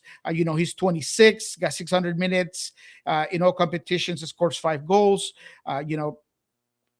I think that if you look at the profile of the player, he's very good on the ball. He has some explosiveness in his speed. He could, put her in the box, but he could also create his own shot. There are some very interesting aspects of his game. He was been at Benfica, so he's been at some of the top leagues in Europe. Very interesting player, in my opinion. He's not the only target, though. I'm looking at potentially one more. I was hoping to break him here in your show, but have not gotten the green light just yet. But the Sounders are looking. Sounders are trying to figure out in what way they can, with their limited resources, limited cap space, can bring in a guy that's going to come in and perform, come in and immediately become a contributor. And so this is one of those players that they're targeting. So, interesting there for the team. In terms of what we're doing this week, I'll be on what we learned this week by myself because Jeremiah is not going to be there. So guests to be determined. On Monday, we'll figure out probably kickoff with Love and Scorchers. We have some potential changing in programming. So stay tuned in terms of that. But yeah, man, that's what we got. 109 games at center forward in his career. That's where he has spent the bulk of his time. Can play left wing or right wing. He has done that in the past as well. 11 matches as a central striker, and then he's also played deeper when asked. 5 goals last season, or 5 goals in the Eredivisie and with Feyenoord, multiple comps. 23 matches in the 25-26 to date. Was at Hellas Verona in 24-25 and looked like he was one of their leading scorers in their Serie A campaign. 7 goals and 26 appearances for them. Then before that, you mentioned the time at Benfica. 4 goals in 2 seasons there in, as I'm trying to do math quickly here. So 27 and 39 appearances in 2 seasons. Then you go back even further, and his time at Horsens goes back 21-22, and then back even further from there. He was in the regional leagues in the U19s with his time at Midtjylland in the reserves. So, and you had it spot on. His value right now at about $3.5 million. He's under contract until the end of the 28-29 season at Feyenoord. So keep an eye on that. But that once again is just to kind of sit there and spread the value of the asset around for your bookmakers and your accountants. So 26-year-old attack center forward, right-footed player, Kasper Tingsted out of Feyenoord. So that is who you're chasing there. As always, my friend, it is great to see you. Great to get all the intel and everything.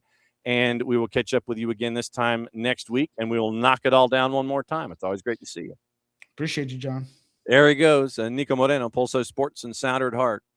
And he's going to break everything down over there on the West Coast, and we get that intel. Okay. A couple of other pieces of news. Tata Martino is speaking right now. And he is getting through all of the discussions about getting ready for the matchup in Philly.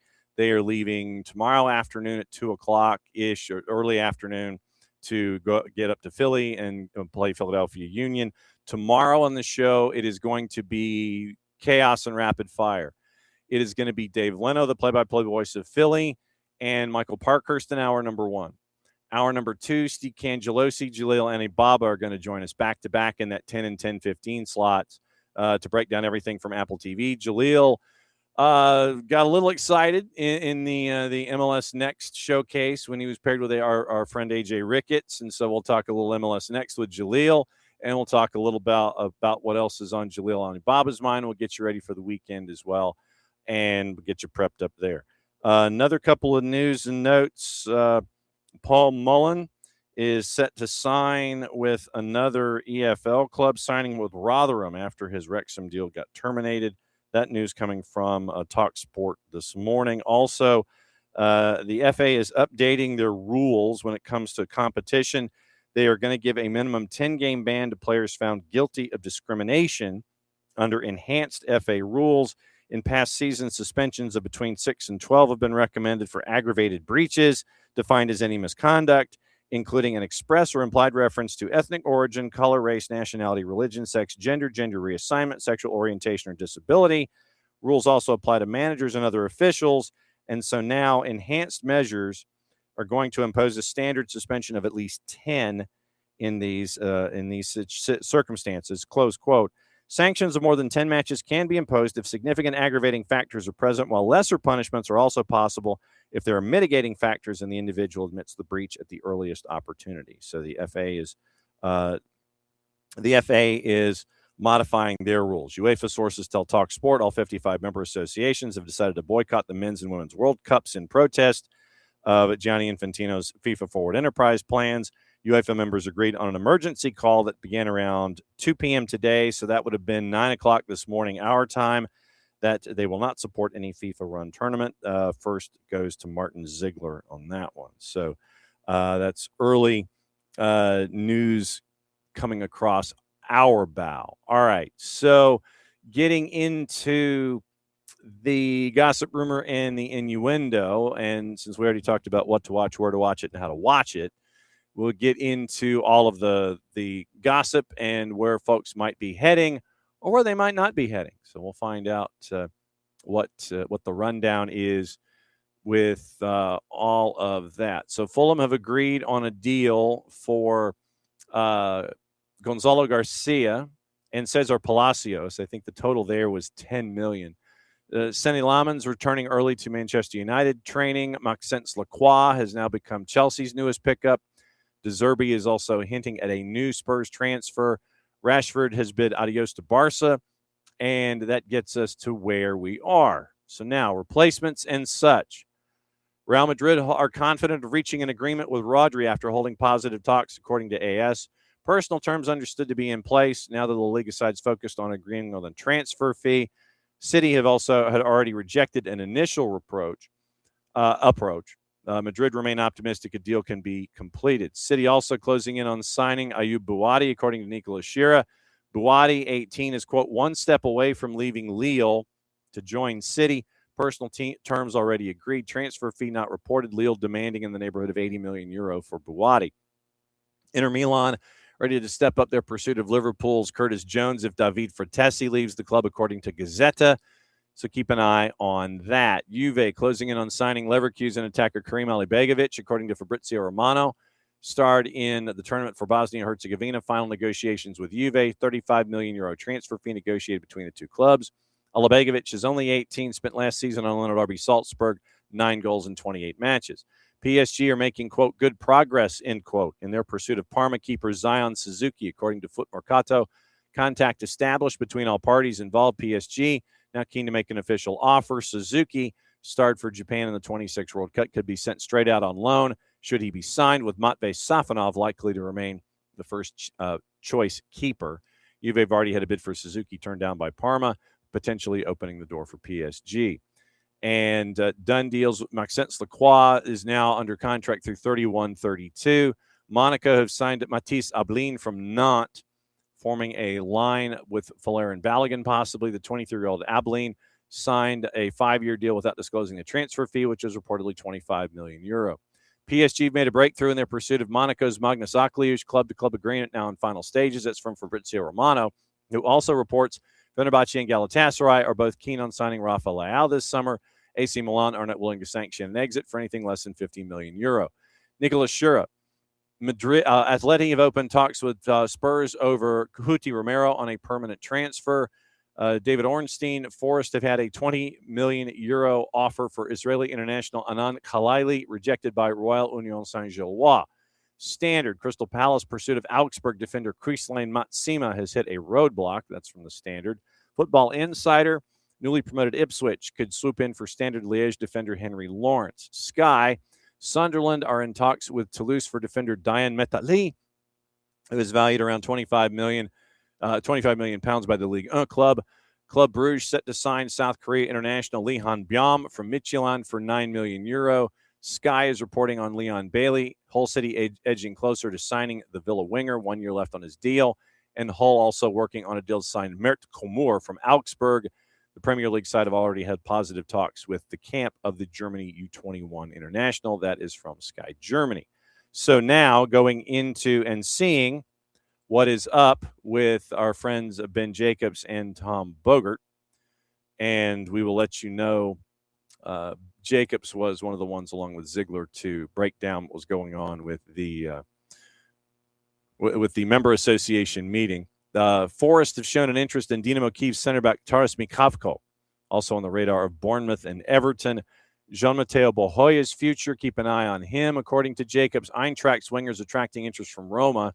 English and Saudi clubs also tracking the 21-year-old. Fulham once again 2 deals. Palacios set to join for around 8.5. Gonzalo Garcia for 35 million. Both moves driven by Arbeloa. So 2 players, 43.5 million pounds. Real Madrid to Fulham. Arne Slot, one of several candidates with Al Ahly, with Matthias Geisler set to join Newcastle. Slot wants to prioritize a move within Europe. Tyler Fredrickson has joined Lausanne Sport for Manchester United on a 3-year deal. Understand it includes a high sell-on clause and a buyback. We mentioned Geisler, and it looks like the UEFA is in talks to put forward a candidate to rival Gianni Infantino at the presidential election. It looks like Nasser Al-Khelaïfi is gaining significant support, as reported by TalkSport and Ben Jacobs 2 weeks ago. Those close to Khelaïfi insist he has no aspiration to stand nor give up his roles at PSG and BN. And they're trying to now figure out who it could be that would be that kind of competition. Back on the 14th, backing that candidate, it might be Darius Mioduski, who has been floated by execs.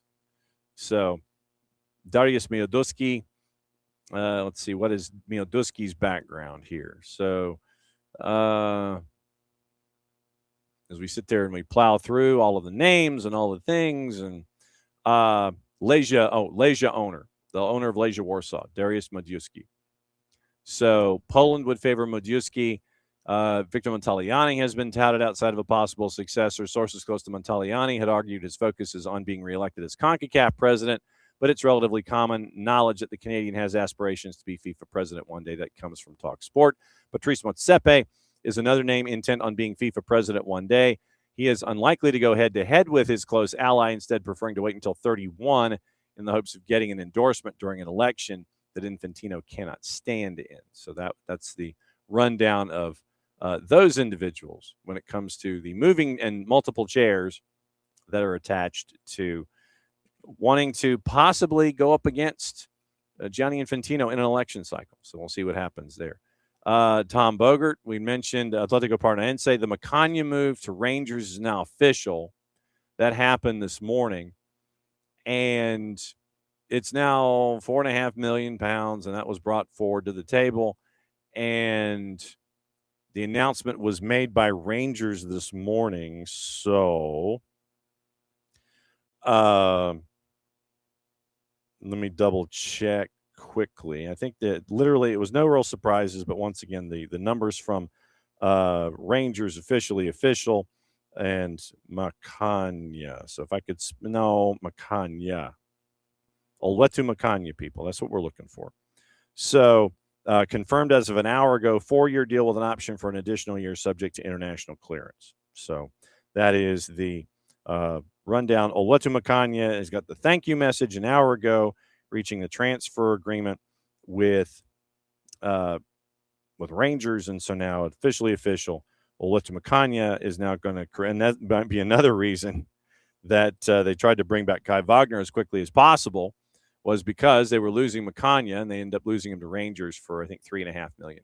So that's the latest there. So once again, reminder tomorrow. It is rapid fire. Dave Leno, Michael Parkhurst, Steve Cangelosi, Jalil Alibaba, getting ready for the weekend, all the things. Atlanta heading to Philly. We'll catch up with Dave and find out what the Philadelphia point of view is right now and what they're looking forward to in this matchup against Atlanta at the bottom of the table in the Eastern Conference. We'll have the early reports on opposition research tomorrow morning for you on SDH AM. Don't forget, Intersection tonight on 92.9 The Game and the Odyssey app. That is That is Jason, and that is Noel. Once again, 10 to 11, 92.9 the game tonight. Don Garber, today, Eddie Howe, Sports and Entertainment, all the rest. You've got WAFCON on all the BNs as well, and so you can catch up with that today, all day long here in the group stage. So for everybody here at SDH, thanks for dropping by as you always do. It's great to actually have a computer and electricity that functions. Amazing. Amazing stuff. So UEFA is doing what now? Yeah, UEFA is just mad, and they claim that they're going to be boycotting the World Cup. Sure. Literally, yeah, these two are going to be in the sandbox, and they're just going to throw sand at each other for a while. So do not be surprised by anything that you see. Just take it for what it is. Play it forward. Just file it away, write it down, move forward.